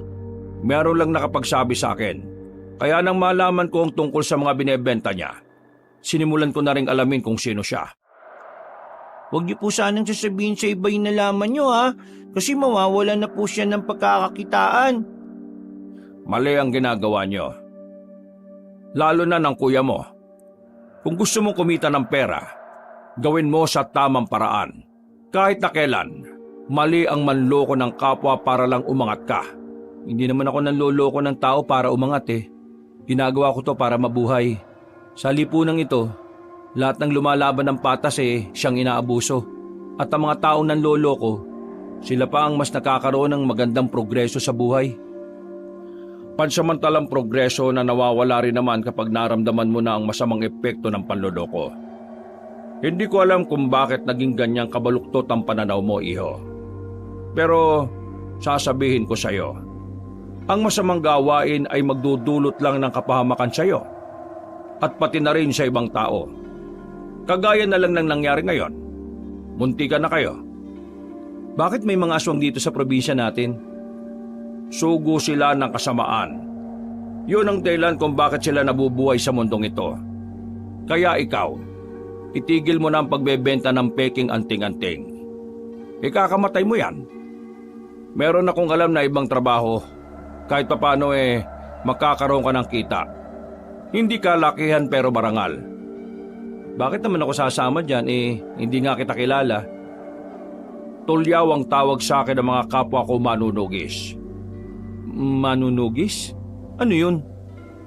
Kuya Lakay, yung manunugis, sila po yung kumakalaban sa mga aswang. Matalinong bata ito ah. Narinig ko lang po sa mga kaibigan ko po yun. Ano bang trabaho? Ng mga kaibigan ko po. Di ikaw ang kausap ko. Manahimik ka nga muna, Miko. Ang trabaho mo, magiging alalay kita sa paghahanap ng mga aswang. Ha? Seryoso ba kayo? May sinabi ba akong nagbibiro ako? Napakadelikado kung aswang ang hahanapin. Wala bang ibang hinahanap sa trabaho mo? Aswang talaga? Aswang lang naman ang kalaban naming mga manunugis. Kung ayaw mo naman, wala namang problema. Hindi naman kita pipilitin. Sinasabi mo delikado ang trabaho ko. Pero sa ginagawa mong yan akala mo hindi ka rin delikado sa mga aswang? Sige na nga. Magkano ba bigayan dyan? Gusto mong malaman? Sumama ka sa akin. Paano po ko? Sumama ka na rin sa amin. Kahit na hindi niya sinabi sa amin kung saan kami pupunta, sumama pa rin kaming dalawa ni Miko. Mga ilang sandali lang, meron na rin kaming narating na malaking bahay. 2 palapag. Tapos sa gate, may mga nagbabantay. Nagpakilala lang sandali si Mang Tulyaw at pinapasok na rin kami. Nang nasa loob na kami ng bahay, merong kumausap sa amin na isang matandang lalaki rin. Base sa postura niya, halatang mayaman na mayaman. Ang daming alahas sa katawan. Mukhang pang disenteng tingnan. Sabi ni Mang Tulyaw, yun daw ang kanilang boss. Kinausap siya ni Mang Tulyaw tungkol sa trabaho. Pumayag din naman yun na isama ako at si Miko. Maya-maya lang din ay agad na rin kaming lumabas. Nagbabayad sila ng pera para lang patayin nyo yung mga aswang? Sino ba yun? Si Roberto. Galing sa mayamang angkan. Ang angkan na dating umuubos ng mga aswang. Mula nang sumibol ang bagong henerasyon, hindi na naipagpatuloy ang mga layunin ng angkan nila na ubusin ang mga aswang dito sa atin. Ngayon, si Roberto ang namumuno sa angkan niya. Ang kaso nga lang, wala siyang interes na makipaglaban sa mga aswang. Kaya ang ginagawa niya, para matapos ang naudlot na layunin ng kanyang angkan, nagbabayad siya ng mga manunugis para lang pulbusin ang mga aswang dito sa atin. Ayos! Astig naman po niyan! Alam niyo kung anong astig dito? Pinakita sa amin ni Mang Tulyaw ang laman-laman ng sobre. Maraming pera. Parang lagpas pa yata ng 20 milyon. Teka. Akala ko ba maliit lang ang kitaan? Ano yan? Maliit pa to kasi hindi pa ito ang kabuuang bayad. Kapag nakapatay tayo ng aswang, mas malaki kada isa. O ano, kasama ba kayo? Sasama na ako. Ayos pala dyan eh. Pero bago tayo lumakad, kailangan mo munang matuto ng mga galaw kung papaano papalag sa mga aswang. Para kahit naman papaano may alam ka rin kung papaano ipagtanggol ang sarili mo. Nakita kita kanina habang kaharap mo yung dalawang aswang. Natatawa't naaawa ako sa iyo. Bukas ng umaga, makakasama niyo na ako sa bahay ninyo. Oh? Bakit? Teka, bakit ikaw ang nagdidesisyon sa buhay ko ngayon? Para mas madali nating magagawa ang misyon natin, kailangan palagi tayo magkasama. At dahil ang mga aswang ay malapit sa mga baryo, kailangan nandun din ako. Bakit? Ayaw mo ba? Kuya Lakay, payag ka na. Marami naman tayong pere, oh. Oo na, oo na. Ihanda mo ang sarili mo. Isasabak kita sa pagsasanay. Pagpapatibay ng katawan. Tumango na lang ako bilang tugon, Kabanong. Bumalik na lang kami sa bahay ni Mang Tulyao at doon na rin nagpalipas ng gabi. Kinabukasan, umuwi nga kami sa amin. Pinagtitinginan si Mang Tulyao ng mga tao. Nagtataka siguro sila kung sino ang kasama namin ni Miko. Nang makarating na kami sa bahay, agad naman munang nagpahinga si Mang Tulyao. Hapon na nang ginising ko siya. Bago kami umalis papuntang gubat, nilinis na muna niya ulit ang sugat ko sa balikat. Naninibago pa rin ako. Parang nitong nakaraan lang nangloloko ako para makapagbenta ng peking anting-anting eh. Tapos ngayon, magsasanay na ako para makipaglaban sa mga aswang at para maging alalay ng matandang manunugis. Kuya Lakay, kasama rin po ako. Mang Tulyao, kailangan ba talagang kasama tong kutong lupa na to? Hindi mo naman pwedeng iwan ang batang yan. Baka gamitin pa yan ng mga aswang laban sa'yo balang araw. Huwag ka mag-alala. Tuturuan ko rin ang batang yan. Hindi nagtagal, nakarating na rin kami sa kagubatan. Maaliwalas ang paligid at talaga namang nakaka-relax ang hangin na dumadampi sa balat namin. Nakakagaan din ang pakiramdam ang huni ng mga ibon. Tumayo si Mang Tulyao sa malaking bato. Meron siyang mga pinaliwanag sa amin ni Miko. Pagkatapos noon, kung ano-anong pagsasanay ang ginawa namin, tinuruan niya kami kung papaano humawak ng sandata at kung papaanong kumalaban sa mga aswang. Ang pagsasanay na yon ay isang araw ko lang natutunan lahat. Hindi naman kasi ako mahirap turuan, pero ang sumunod na pagsasanay, dito na talaga ako nahirapan, ang pagpapalakas ng katawan. Tumagal ako ng 1 buwan at lagpas pa. Maraming pinabuhat sa akin si Mang Tulyao na hindi ko magawang buhatin nung una.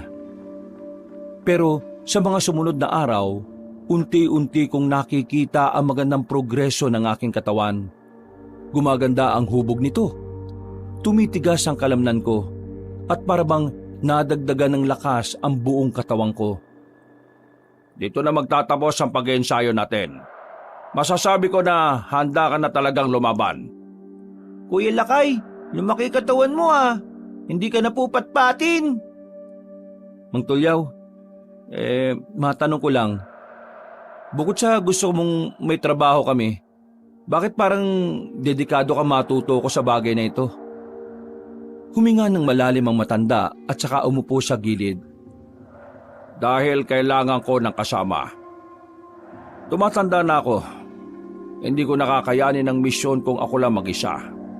Ikaw, bukod sa pera, bakit ka pumayag? Bakit parang hindi ka naman nagdalawang isip? Siguro dahil nakukonsensya ako sa mga panlolokong ginawa ko. At tingin ko, ito lang yung tanging paraan para makabawi ako sa kanila. At para maging mabuting nilalang naman ako sa mata ng Diyos.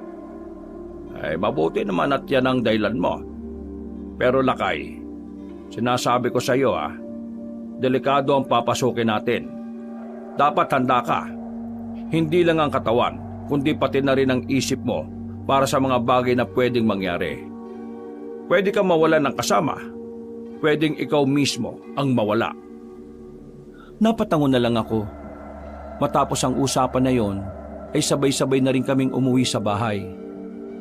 Sa mga nakalipas na araw, hindi pa rin alam ng dalawa kong kaibigan ang tungkol kay Mang Tulyaw.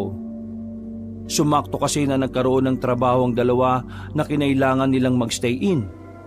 Kaya nang makita nila si Mang Tulyaw sa bahay, ang una nilang inisip ay kamag-anak ko. Malayong kamag-anak, dito na muna siya patitirin habang naghahanap siya ng mapagkakakitaan. Magandang hapon po sa inyo, Mang Tulyaw. Ako nga pala si Edong, pinakamabuting kaibigan ni Lakay. Ako naman po si Atoy, pinakapoging kaibigan ni Lakay at pinakamatalino. Nakakatuwa naman to mga kaibigan mo. Naalala ko tuloy noong araw, meron din akong dalawang kaibigan. Mababait yun sila. Sa sobrang bait, kinuha kagad ni Lord. O siya, babalikan ko lang ang niluluto ko sa loob ha. Pre, kamag-anak mo ba talaga yun? Hindi mo naman kamukha eh. Oo nga. Parang kapag pinabata mo yun, mas matalino pa ang mukha niya kaysa sa'yo.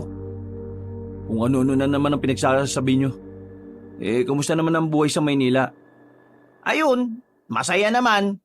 Kaso, ang hirap pala ng trabaho doon. Tapos, hindi naman ganun kalakihan ang kita. Uripot kasi boss natin eh. Pero sa ibang trabaho naman, malalaki naman daw ang sahod. Kailan ang balik nyo ron? Wala na, tapos na ang kontrata. 1 buwan lang yun eh.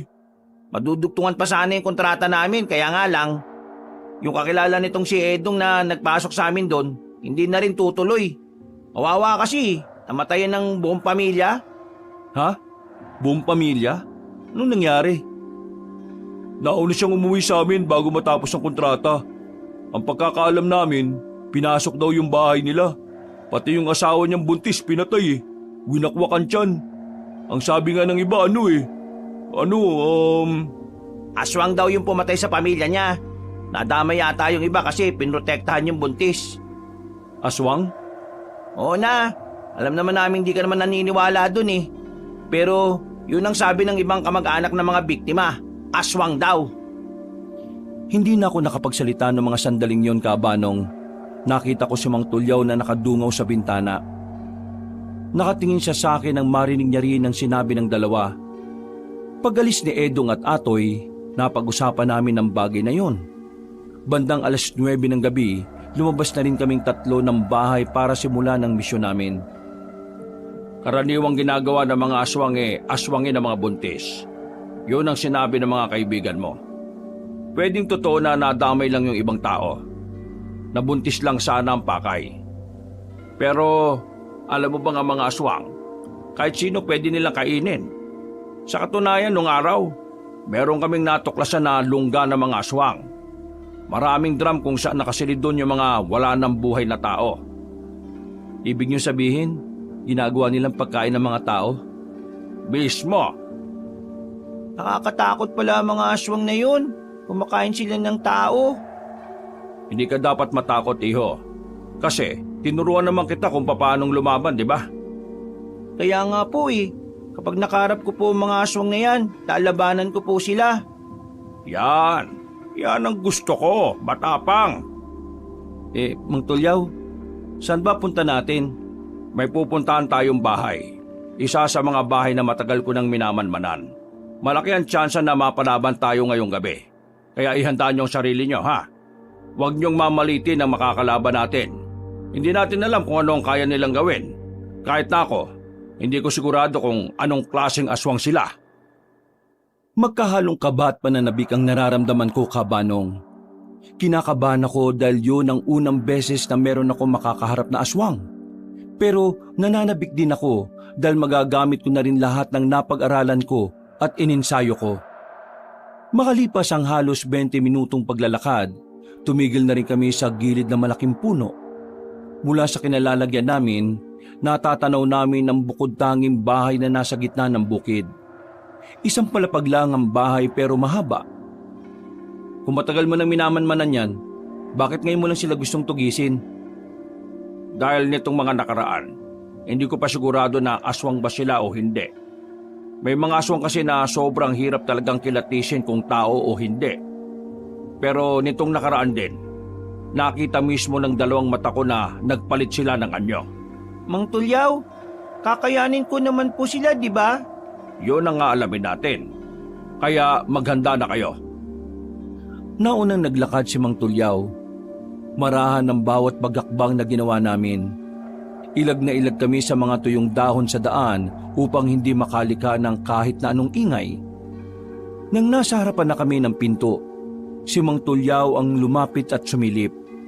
Sumenya siya sa aming dalawa. Gumilid naman kami kagad.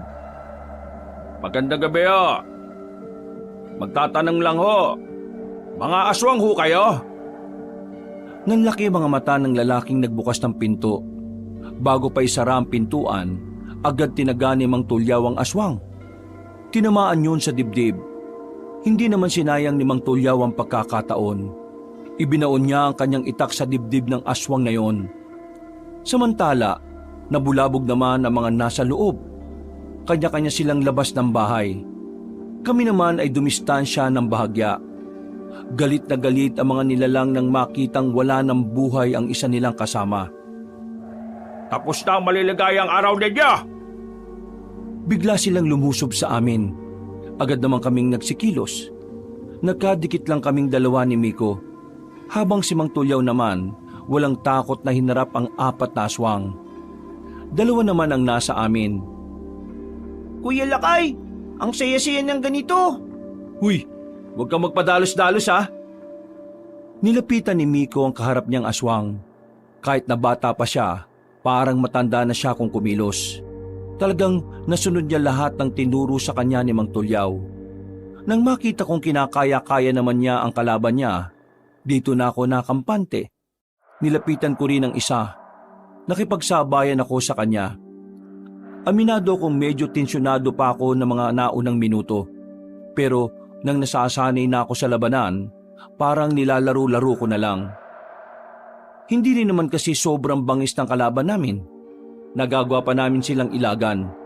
Kaya nga ilang sandali lang, napabagsak na rin namin sila. Si Mang Tulyaw naman, katatapos lang din talunin ang 4 na aswang.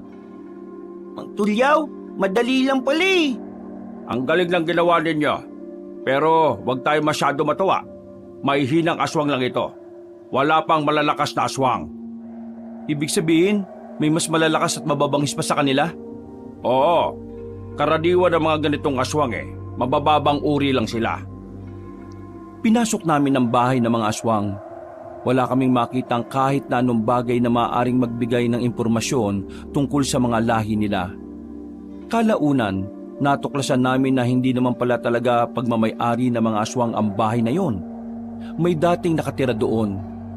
Nahinala ni Mang Tulyaw, kinain na ng mga aswang. Hindi na namin sinunog ang bahay. Kinandado na lang namin yon at nilagyan ng babala na bawal pasukan. Pagkatapos, naglakad na rin kami pabalik. Hindi man lang kami nahirapan ng malala sa naging laban. Pero kagaya nga ng sabi ni Mang Tulyaw, pipitsuging aswang pa lang ang mga nakalaban namin. Habang naglalakad kami sa kagubatan pauwi, tumigil na naman sa paglalakad si Mang Tulyaw. Sinenyasan niya kaming tumigil din at huwag mag-ingay. Sandali lang. Umupo muna kayo. Bakit to? May aswang na naman ba? Parating na sila. Kinakabahan ako noon, Kabanong, lalo na nang marinig namin ang mabibigat na yapbag ng paa. Hinayaan lang namin silang makalagpas. Ayon kasi kay Mang Tulyaw, hindi kami pwedeng makipagsabayan sa ganung karaming aswang, lalo na't nasa loob pa kami ng kagubatan. Ang lugar kung saan sila mas nakakalamang sa laban. Nang masiguro naming wala na nga sila, agad na rin kaming umalis doon. Nagmamadali naming nilisan ang kagubatan. Nakahinga na rin kami ng maluwag. Bakit hindi po natin sila kinalaban? Dihado tayo kung ganon sila karami. Lalo na't madilim doon kanina. Mas mahirap silang kalaban sa gubat dahil marami silang pwedeng pagtaguan o akyatan. Tama lang ang ginawa natin. Pero hindi ko inakala na ganon sila karami. Mang Tulyaw, mukhang kailangan na natin itong ipalam sa iba mong kasamahan. Oo, Bukas, babalik muna ako sa mga kasama ko at ipapaalam ko ito. Hindi ko inaasahan na nakakapagparami na pala ang mga lintik na aswang na ito. Nakabalik naman kami sa bahay ng ligtas. Kahit na may naipanalo naman kaming laban ngayon, napansin kong parang tahimik lang si Mang Tulyaw. Hindi nga rin siya nakatulog. Paggising namin ng umaga, dilat pa rin ang mga mata niya. Mga bandang 7:00 ng gabi, nagpaalam na agad siya para umalis. Kuya Lakay, kailan po babalik si Mang Tulyaw? Gustong-gusto ko na po na makipaglaban ulit sa mga aswang eh. Kung hindi siya makakabalik mamayang gabi, baka bukas na yon. Oy Miko, wala kang pagsasabihan sa labas tungkol sa mga nangyari kagabi ah. Tandaan mo, hindi pwedeng malaman ng iba na tumutugis na tayo ng aswang. Mas okay nang ang alam lang nila tagalako tayo ng anting-anting. Makakaasa ka sa akin, Kuya Lakay. O sige, dito ka lang. Bibili lang ako ng para sa pananghalian natin. Medyo maambo nung umagang yon, kaya kinuha ko ang payong sa gilid. Habang naglalakad papunta sa palengke, tinawag na naman ako na matandang si Aling Esang. Alam ko na wala na naman siyang sasabing maganda, kaya naisipan ko na lang sanang lagpasan siya. Pero hindi ko nagustuhan ang sinabi niya. Ang kapal ng mukha mo! Anong sabi niyo? Akala mo hindi ko alam? Ang ano ho? Pinopormahan mo ang anak kong si Belinda. Ang kapal ng mukha mo! Matapos mong insultuhin nung nakaraan, may lakas ka pa ng loob na umaligid sa anak ko? Halos 1 buwan na rin kaming hindi nakakapag-usap ng anak niyo ah. Kaya wala akong katotohanan yung sinasabi niyo. Nung nakaraan, may nakakita sa inyo na magkasama kayong bumili ng alambre. Sinamahan ko lang mo si Belinda kasi hindi niya alam yung mga uri ng alambre. Ano bang masama ron? Kahit na, wala ka pa rin karapatan na dumikit sa anak ko. Ang kapal ng mukha mo. Ang ganda-ganda ng anak ko tapos ikaw. Tinan mo nga yung itsura mo sa salamin. Hindi ka tanggap-tanggap. Kung alam mo lang, maraming may gusto sa anak ko na mas matino. May trabahong maganda, mayaman at higit sa lahat, gwapo. Kaya ikaw tumigil-tigil ka. Kasi kahit na kailan, hindi kayo magiging bagay ng anak ko. Inaamin ko naman po na humahanga ako sa kagandahan ng anak niyo. Pero hindi ko pa naman nararamdaman na gusto ko siyang makasama habang buhay. Pero huwag kayong mag-alala, Aling Esang. Sa oras na maisipang kompormahan siya, sasabihan ka agad kita. Para naman hindi ka nahuhuli sa balita. Abay subukan mo lang, makakatikim ka sa akin. Hindi ko papayagan ang anak ko na mapunta sa isang tao na walang direksyon ng buhay. Walang pera, walang pangarap at higit sa lahat, walang mga magulang. Aling Esang, hindi ko na gusto tabas ng dila niyo Pwede tama na ho. At bakit? Masakit ba? Masakit bang marinig ang katotohanan? Naiintindihan ko na ayaw mo sa akin para sa anak mo. Pero wala kang karapatan na idawit ang tungkol sa mga magulang ko. Bakit? May masama ba ako sa sinabi ko? Ano bang problema niyo sa akin, Esang? Esang na lang ang tawag mo sa akin? Hindi kita maintindihan Wala naman akong kasalanan sa inyo. Pero noon pa man, mga bata pa lang kami nila Belinda, banas ka na sa akin. Ano ba problema mo Bakit ayaw mong sabihin? Ano? Ano? Mananapa ka? Ano bang ingay ito? Bakit? Ano bang nangyayari sa inyong dalawa? Etong nanay mo masyadong wala sa ayos sa mga sinasabi. Sinasabihan ko lang naman siya na huwag ka nang plalapitan. Kasi kahit na kailan, hindi kayo magiging bagay. Basura ang taong yan. Man naman, bibig mo. O, di ba? Kita mo na? Hay, ikaw Belinda, wag na wag ka ring lalapit sa isang yan. Naintindihan mo ba ako? Wala naman pong ginagawang masama sa atin sila Kahit na, ayoko pa rin sa taong yan. Lakay, sige na, umalis ka na. Pasensya ka na talaga Sana maging masaya ka sa pinagsasasabi mo sa akin, Esang. Tingnan mo na, Esang lang ang tawag sa akin. Di pasensya na, sira ulong Esang. Magsasalita pa sana si Belinda pero naglakad na rin ako paalis. Uminit na ang ulo ko, Kabanong. Pero dumiretso na lang ako papuntang palengke. Sakto naman na naroon din ang 2 kong tropa. Kagaya ko'y namimili rin sila. Uy, kaibigan namin macho. lumaki na katawan mo pre ah. Pre, kahapon mo pa sinasabi yan eh. Oh relax, kalma. Mukhang galit ka na naman eh. Ano ba nangyari, pre? Nakakabwisit kasi si Aling Esang eh. Pinagsalita ka na naman ba ng kung ano-ano? Oo, pinaglalayo niya kaming dalawa ni Belinda. Wala naman kaming relasyon eh. Hindi na nga ako interesado sa babaeng yun eh. We, Oo, hinahangaan ko siya. Pero abala ako sa ibang bagay kaya hindi na ako interesado sa kanya. Di may pag-asa na pala ako. Ikaw, may pag-asa? Ako nga wala eh. Alam mo bakit? Ang gusto ni Aling Esang para sa anak niya mayaman, matalino at gwapo. Kabaliktaran mo lahat ng mga yun eh. Kaya huwag ka nang umasa. narinig mo naman siguro, no? Di, wag na lang talaga. Lakay, pre. Anong nangyari dyan sa braso mo? Kalmot ba yan? Oo, kalmot ng pusa. Pusa? Ang laki naman ng kuko ng pusa na yan. Di malaking pusa rin ang kumalmot. Tara na nga, bumili na muna tayo. Teka, sandali. May sasabihin pa pala kami. Baka lang naman interesado ka. Kung tungkol yan sa trabaho nyo sa Maynila, wag na lang. Hindi, pre. Tungkol sa aswang. Napatigil ako sa sinabi niyang yon. Parang otomatiko akong nagkaroon ng interes sa kung ano man ang sasabihin nila. Muli akong humarap. Pagtingin ko pa lang sa mukha ng dalawa, bakas na sa kanila ang tila namumuong pangamba. Ano? Bakit ang tagal mong sabihin? Naalala mo yung nagpasok sa amin ng trabaho sa Maynila? Kakilala nitong si Edong. Oo, yung minasakir yung asawa at yung pamilya. Oo, pre. Patay na rin. Ano? Patay na rin yung lalaki? Bakit? Natagpuan yung bangkay niya sa likod ng bahay nila.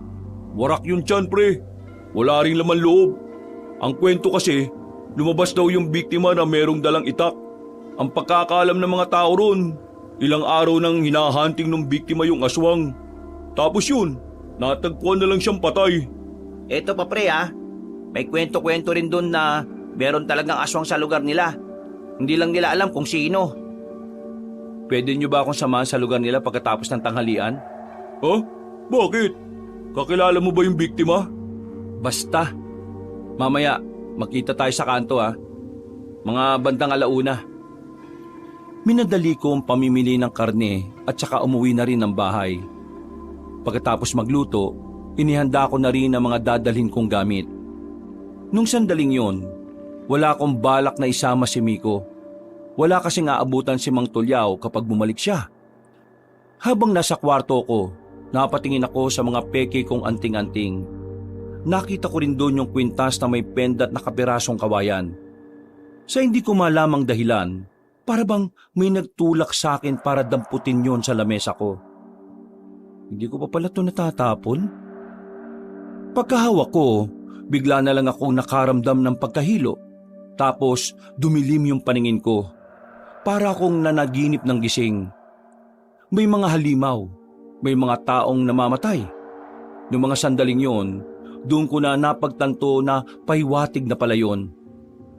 Dahil ang mga nakikita kong halimaw sa panaginip ko, malakas ang kutob ko ng mga aswang yon. Nang mawala na ang pagkahilo ko, dinampot ko ang kwintas na yon. Tiningnan ko ng maigi.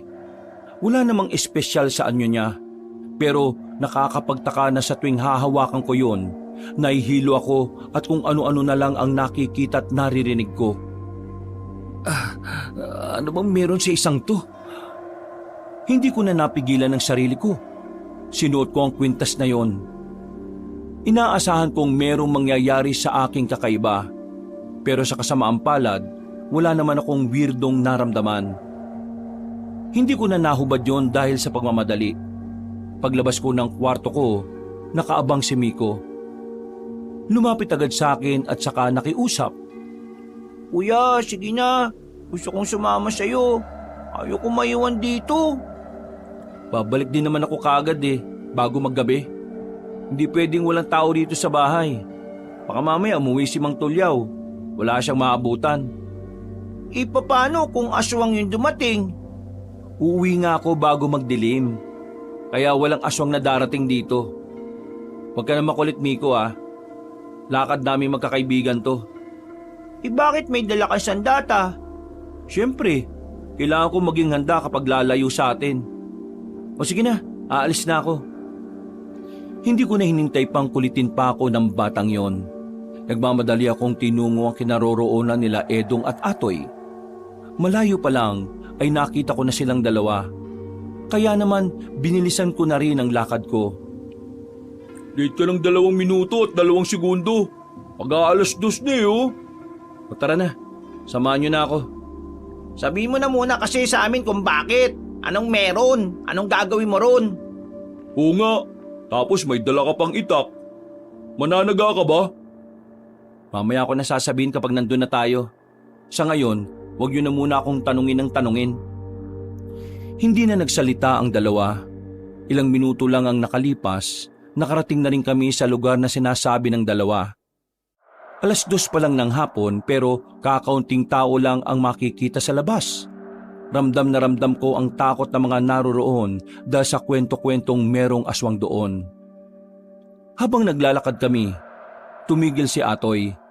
Nakasimangot na ang mukha kaya naisipan kong sabihin na ang totoo. Ano na? Ano ba talagang gagawin mo rito, pre? Manghuhula na lang ba kami?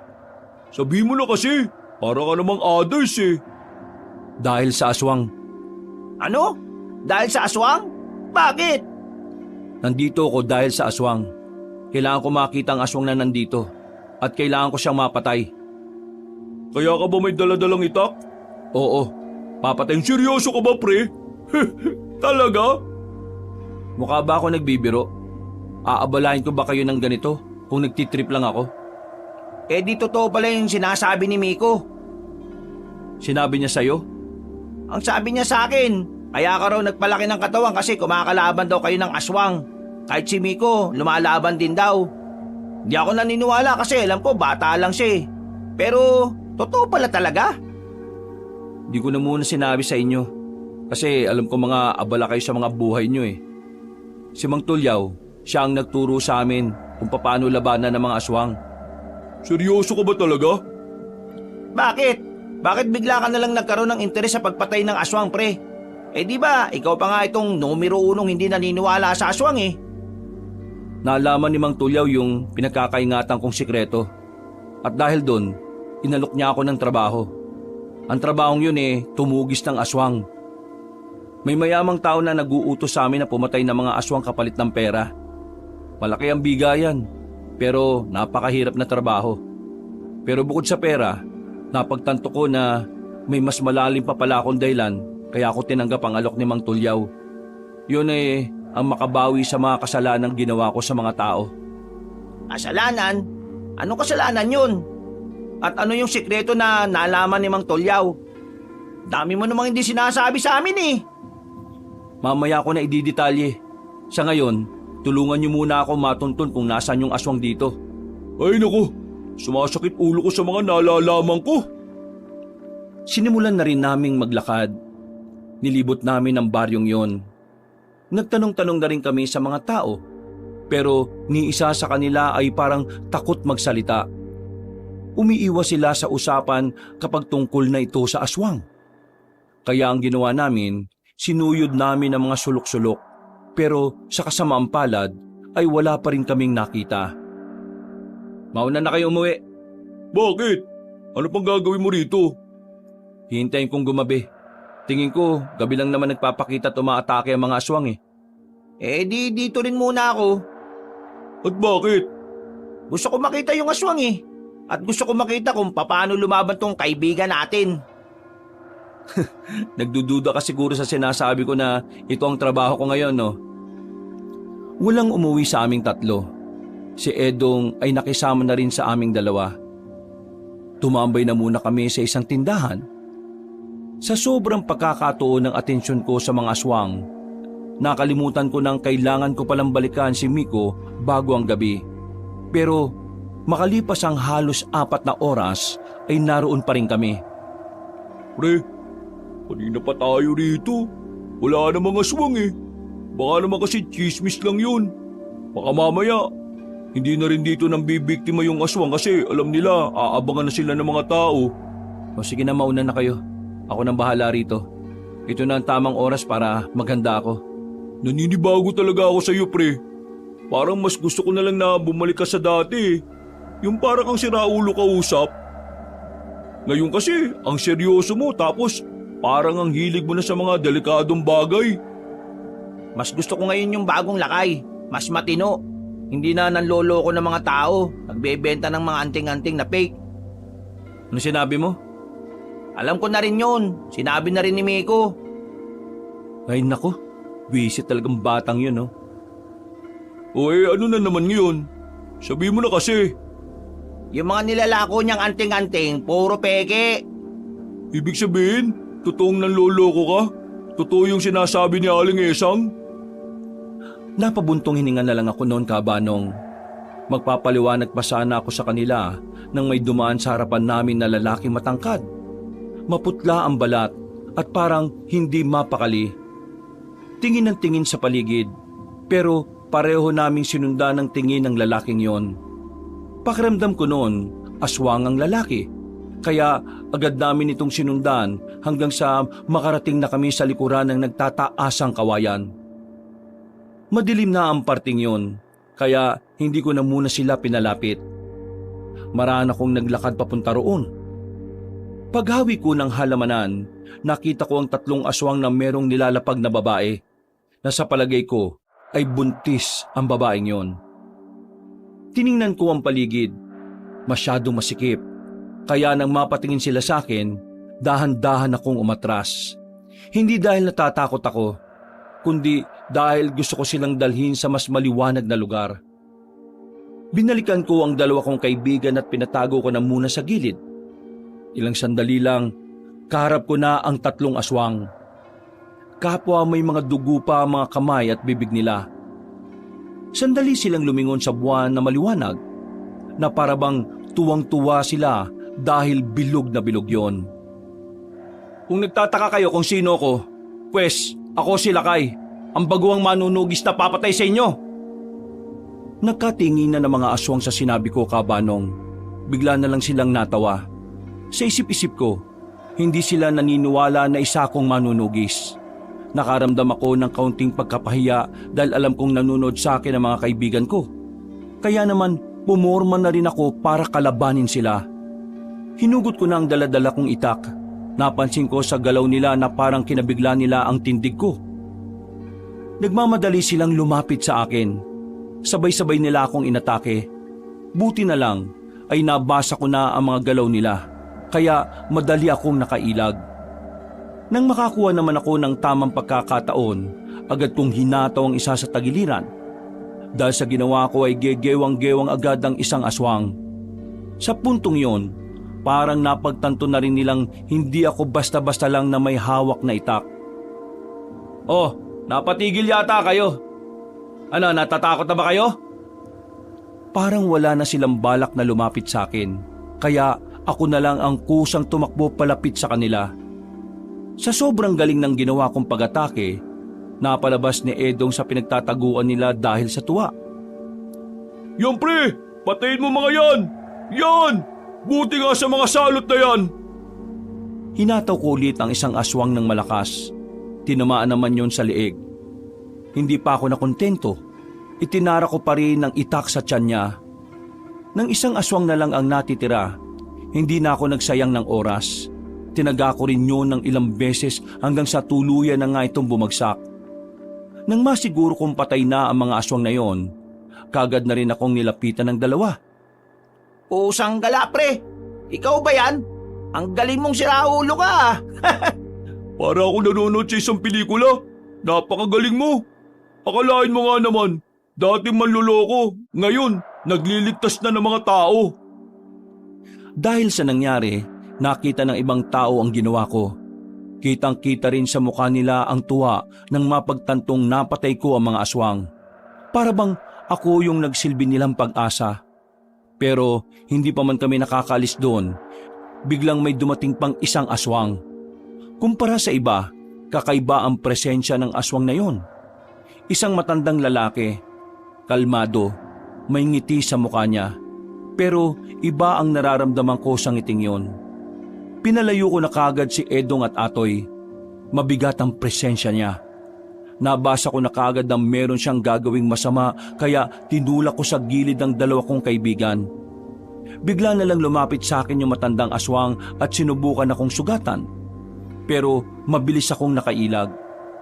Kahit ako rin, hindi ko inaasahan na magagawa ko ang ganoong kabilis na galaw. Napadistansya ang matandang aswang.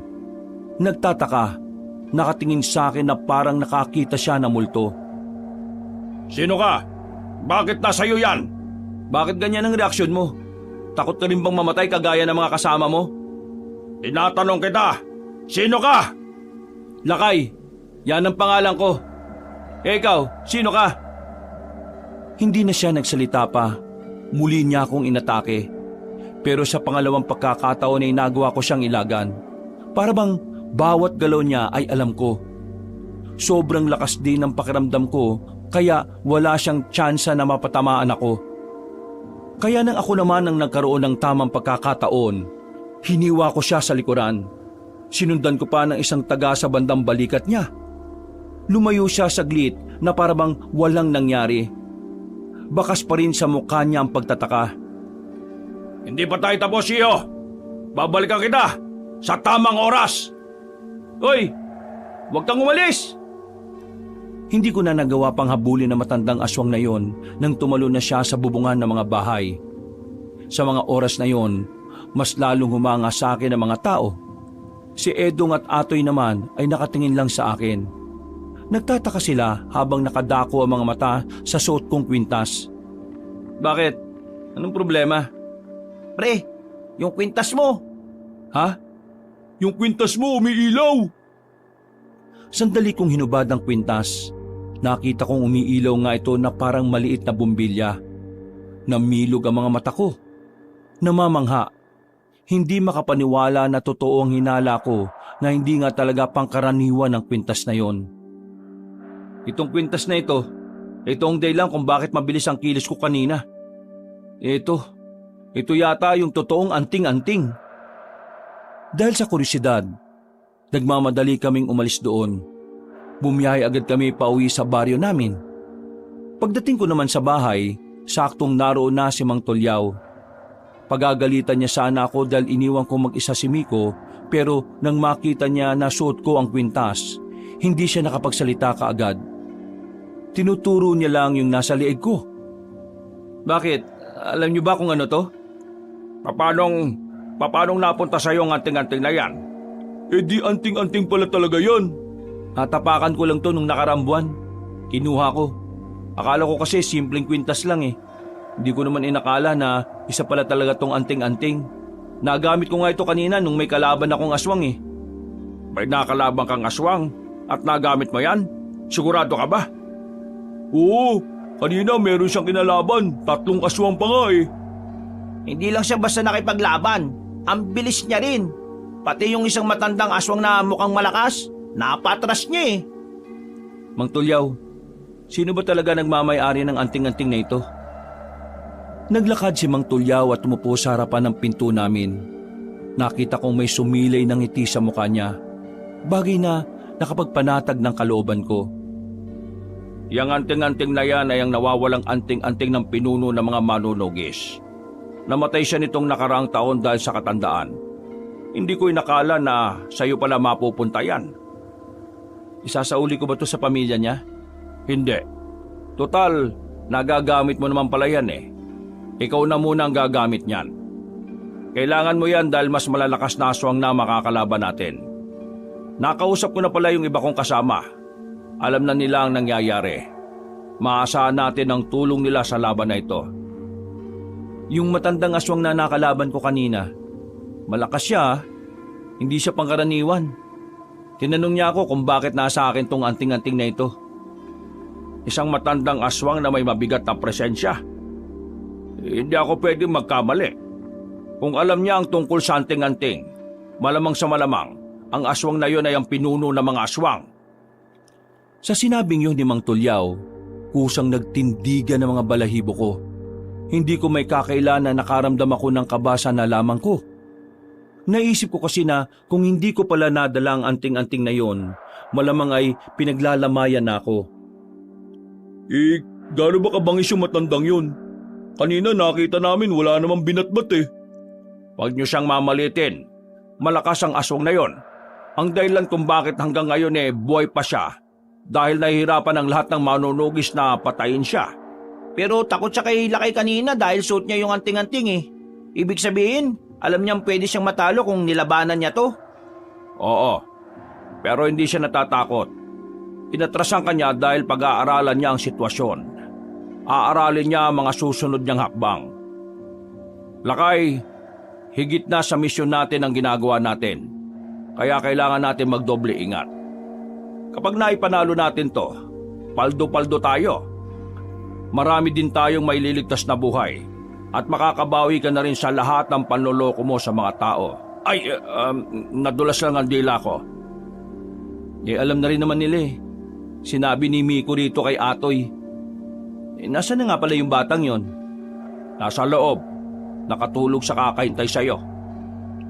Saka ko lang naramdaman ang pagod nang maupo na ako sa loob ng bahay. Natulala na lang ako bigla. Bigla ko na lang napagtanto na sobrang layo ko na sa dati.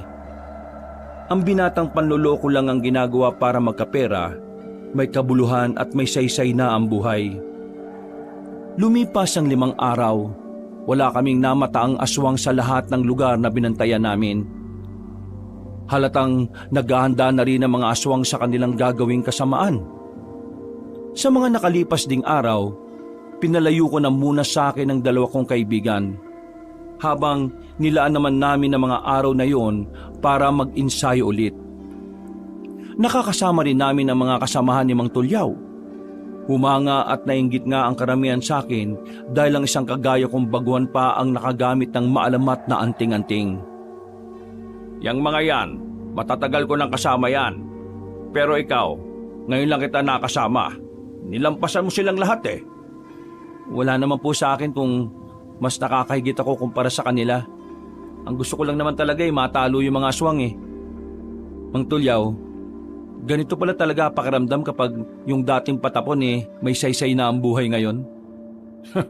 Grabe ka naman sa sarili mo. Hindi ka naman patapon. Siguro noon, hindi mo lang talaga alam ang direksyon ng buhay mo. Maraming salamat Mang Tulyaw ah. Pangako, hindi masasayang lahat ng itinuro niyo sa akin. Magiging kagaya niyo ako. Ang gusto ko lang, manalo tayo sa laban. At ligtas kang haharapin ng tagumpay. Kayo ni Miko, sa loob ng 1 buwan, parang mga apo ko na rin kayo eh. Pagkatapos ng usapan namin na yon, magkakasama na kaming rumonda sa kagubatan. Sa halos 5 oras naming pag-iikot, wala kaming makitang kahit na isang aswang. Sa pagkakataong yon, nababahala ng ilan sa mga manunugis. Marahil gumagamit ng kakaibang teknik ang mga aswang para hindi namin matunto ng kinaroroonan nila. Kaya naman inatasan ng ibang manunugis na tauhan ng mga baryo na malapit sa kuta. Isa na nga roon ay ang baryo namin. Dahil nahati ang mga manunugis, kakaunti lang kaming nagpatuloy sa pag-ikot. Mang Tulyaw, malayo pa po ba tayo? Ay nako, hindi ko masasagot yan, Miko. Ang totoo niyan, wala naman talaga tayong tsak na pupuntahan eh. Nililibot lang natin tong gubat sa pagbabakasakaling matunto natin ng mga aswang. Pinahihirapan talaga nila tayo ah. Tingin ko, ako ang pinaghahandaan ng matandang yun eh. Kaya nga dapat maging alerto ka, Lakay. Ikaw ang mainit sa mga mata nila. Kapag nakuha niya ang anting-anting sa'yo, mas magkakaroon na sila ng lakas ng loob na maghasik ng lagim. Ang anting-anting na yon ang dahilan kung bakit nag-aalangan silang kalabanin kami. Kung ganun Uy, Lakay! Sa taas! Napatingin ako nang maramdaman kong merong aswang na nanggagaling sa mga puno. Muntikan na nila akong matamaan. Buti na lang ay agad kaming nakailag. Dahil doon, naalarma na kami at sinimulan na rin namin ang pakikipaglaban. Lakay! Dumito ka na muna! Ako nang bahalang humanap sa pinuno nila! Sige Mang Tulyaw, mag-iingat kayo. Dali-daling umalis si Mang Tulyaw habang kaming dalawa naman ni Miko ay sinamahan ng ibang manunugis. Mabibilis at malalakas sa mga aswang na nakalaban namin. Kaya wala pang 10 minuto, marami agad ang sugatan sa hanay namin. Kaya naman, nang maramdaman kong gumagana na ang anting-anting na suot ko, mabilis kong kinalaban ng ibang aswang. Napatigil ang ibang manunugis nang makita nilang nasa harapan ako. Pero dahil din sa ginawa ko, tumas din ang kanilang moral sa pakikipaglaban. Kahit na marami kaming napapatay na aswang, ay parang dumadami naman sila ng dumarami. Pero naging panatag ako nang makita ko na ganado at determinado ang mga kasamahan ko. Kahit ang batang si Miko ay mahusay ring nakikipaglaban sa mga aswang. Miko, ayos ka lang? Opo, ayos lang po ko, Kuya Lakay. Hindi naman po nila ako matamaan eh. Basta mag-iingat ka rin ha. Ang mabuti pa, sundan nyo na po si Mang Tulyaw. Alabanan nyo na yung pinuno. O sige, iwan na muna kita rito ha. Ipangako mo na walang mangyayari masama sa'yo ha. Pangako po, Kuya Lakay. Niyakap ko na muna siya ng saglit. Agad na rin naman akong tumakbong paalis para hanapin si Mang Tulyaw.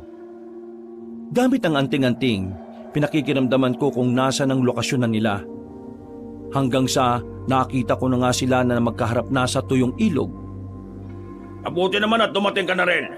Ikaw ang gusto kong makaharap, hindi ang matandang ito. Hindi na ako nakapagsalita. Bigla-bigla nang nagbagong anyo na matandang aswang. Tumangkad siya ng ilang pulgada. Naging bato-bato ang katawan niya. Nagmukha na siyang demonyo. Walang ano-ano, tumalon siya ng mataas at agad niya akong nilapitan. Sinuntok niya ako, pero nagawa ko siyang ilagan. Si Mang Tulyaw naman ay nakakuha ng tamang pagkakataon. Tinamaan niya ang aswang sa bandang hita, pero hindi yun naging dahilan para mapabagal naman siya. Kaya naman ako naman ang lumusob. Sinubukan ko siyang tagain ng malakas. Nahiwa ko siya sa likod, sa dibdib at sa bandang tagiliran. Pero patuloy pa rin siyang nakakabangon at para bang hindi man lang niya iniinda yon. Kabisado ko na ang anting-anting na yan. Ilang beses nang ginamit sa akin yan pero hanggang ngayon wala pa rin nakakatalo sa akin. Umatras ka nung unang beses na nakita tayo. Ibig sabihin, may kakaiba sa anting-anting na ito na alam mong makakapatay sa'yo. At kung ano man yon, ay hindi mo na yun malalaman. Dahil ngayon pa lang ay mamamatay ka na! Ako sanang aatake, pero biglang nasa harapan ko na siya kaagad. Sa sobrang bilis, hindi ko mabantayan ang kilos niya. Isang malakas na suntok ang ginawa niya sa akin. Tinamaan ako sa muka. Nabitiwan ko ang itak nang tumilapon ako. Nakita ko pang inatake na rin ni Mang Tulyaw ang aswang. Nagkaroon sila ng halos 3 minutong labanan. Kitang-kita ko kung gaano kahusay si Mang Tulyaw sa laban na yon. Ang kaso nga lang, sadyang nakakalamang ang aswang na kalaban namin. Hindi talaga siya pangkaraniwan. Mang Tulyaw! Tumilapon si Mang Tulyaw nang suntukin din siya ng aswang. Dahil doon ay nawalan siya ng malay. Ako naman ay agad ding nakatayo. Pero pagtingin ko, nasa harapan ko na kagad ang kalaban ko. Kukunin ko sanang itako para palagan siya. Ang kaso nga lang, hindi na ako nakaabot. Dinakma niya ako sa liig at saka sinuntok ng maraming beses. Akmang kukunin niya ang kwintas na nasa liig ko pero bigla siyang nakaramdam ng init.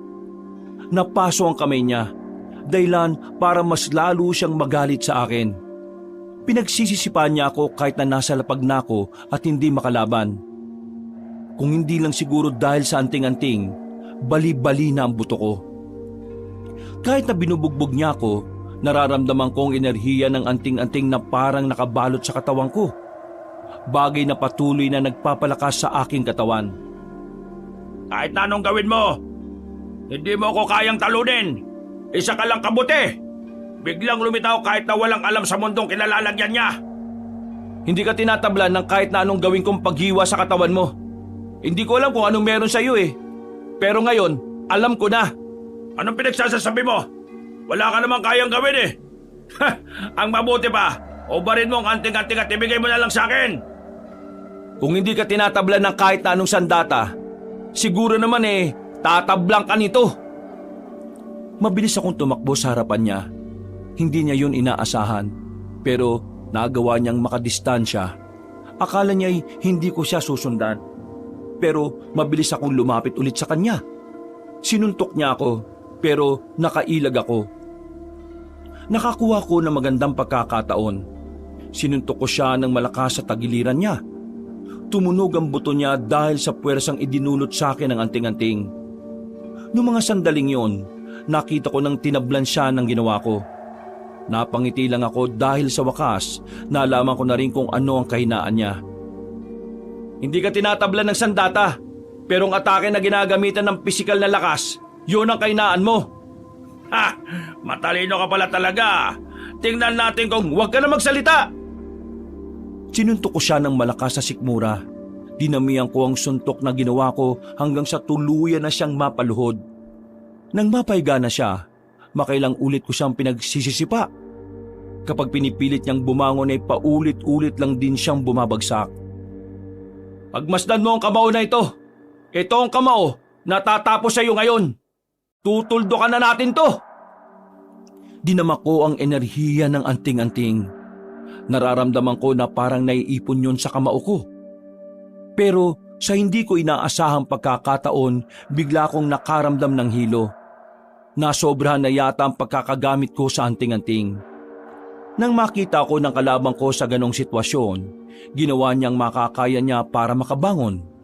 Humaba ang kuko niya. Sa mga pagkakataong yon, alam ko nang tatapusin na niya ako. Katapusan mo na! Akmang kakalmutin na sana niya ako, pero hindi namin namalaya na nakatayo na pala si Mang Tulyaw. Gamit ang malaking bato, pinukul niya yun patungo sa aswang. Tumama yun sa ulo ng aswang na naging dahilan para muli itong bumagsak. Dahil sa ginawa ni Mang Tulyaw ay nagkaroon ako ng pagkakataon na makarecover. Nang mawala ng pagkahilo ko, binalikan ko ang aswang at binuhos ko ang lahat ng natitira kong lakas para suntukin siya sa sikmura. At dahil nga sa ginawa kong yun, ay tuluyan na siyang binawian ng buhay. Hinang-hina ang katawan ko noong mga sandaling yun, Kabanong. Agad namang akong inasikaso ni Mang Tulyaw. Hindi ko na kasi maigalaw ang buong katawan ko. Sabi ni Mang Tulyaw, nasagad ko raw ang kapangyarihan ng anting-anting. Hindi raw yun kinaya ng katawan ko. Naipanalo naman namin ang laban nung gabing yun. Ilang araw akong nakaratay sa higaan noon. Makalipas ang 1 linggo, bumalik na ng tuluyan ang lakas ko. Hanggang ngayon, hindi pa rin ako makapaniwala na nagawa naming talunin ng mga aswang. Hindi ako makapaniwala na ang kagaya kong baguhan ay kinayang harapin ang pinakamalakas na aswang. Tingnan mo si Miko, tuwang-tuwa sa ilog. Parang ngayon lang nakaligo sa ilog eh. Dati niya pa kasi yung gusto. Kaya yan, pinagbigyan ko na. Total, natalo naman natin yung mga aswang eh. Eh ano nga palang balak mo sa pera na sinahod natin sa amo natin? Ang laki nun ha? Ipapagawa ko lang yung bahay ko. Tapos yung matitira, ilalaan ko sa pag-aaral ni Miko. Para kasing hindi na magkakayos sa mga magulang niya eh. Ikaw, Mang Tulyaw, gusto mo bang sa bahay ka na rin tumira? Total, wala ka namang pamilya eh. Aba, gusto ko yan. Ayos. Inakbayan ako ni Mang Tulyaw. At ang sandaling yon, hindi ko inakalang magiging normal na lang sa amin. Dahil mula noon, naging parte na rin siya ng aming buhay. Bukod sa 2 kong kaibigan, nagkaroon na rin kami ng panibagong pamilya na may tuturing na rin naming haligi ng aming tahanan. Wala ng aswang ang namataan sa probinsya namin. Tuluyan na namin silang nalagas at dahil dito, naging payapa na ang mga baryo na dati-rati ay nababalot ng takot. Hanggang ngayon, buong-buo pa rin sa akin ang lahat ng mga nangyari. Hindi ko yung makakalimutan, Kabanong. Dahil sa karanasan na yon, napagtanto ko kung ano ba talaga ang bagay na kailangan kong gawin. At yon ay ang maging alagad ng kabutihan. Mga kabangers, mga kayanggaw, si Kabanong po.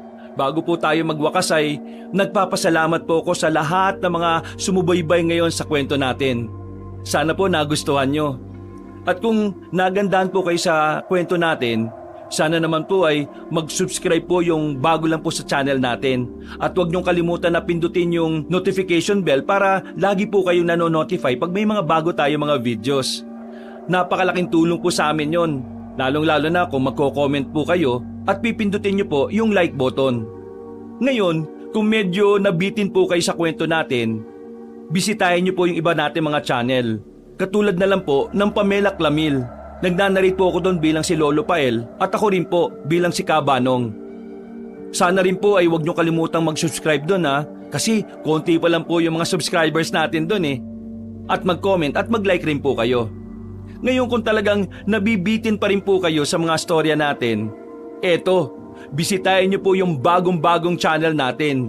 Yung Kabanong version 2.0 kung saan meron na po tayo mga moving images. So may mapapanood na rin po kayo habang nakikinig po kayo ng magandang kwento na may music and effects. Kaya sana po huwag niyo kalimutan mag-subscribe doon para makasama kayo sa first 100,000 subscriber ng channel na yon. At para hindi po kayo mahirapan na hanapin yon, ilalagay po namin sa description below or ipipin comment po natin yung mga link ng mga nasabi kong channel. Hanggang sa susunod na kwento, wakas! Ang panluloko sa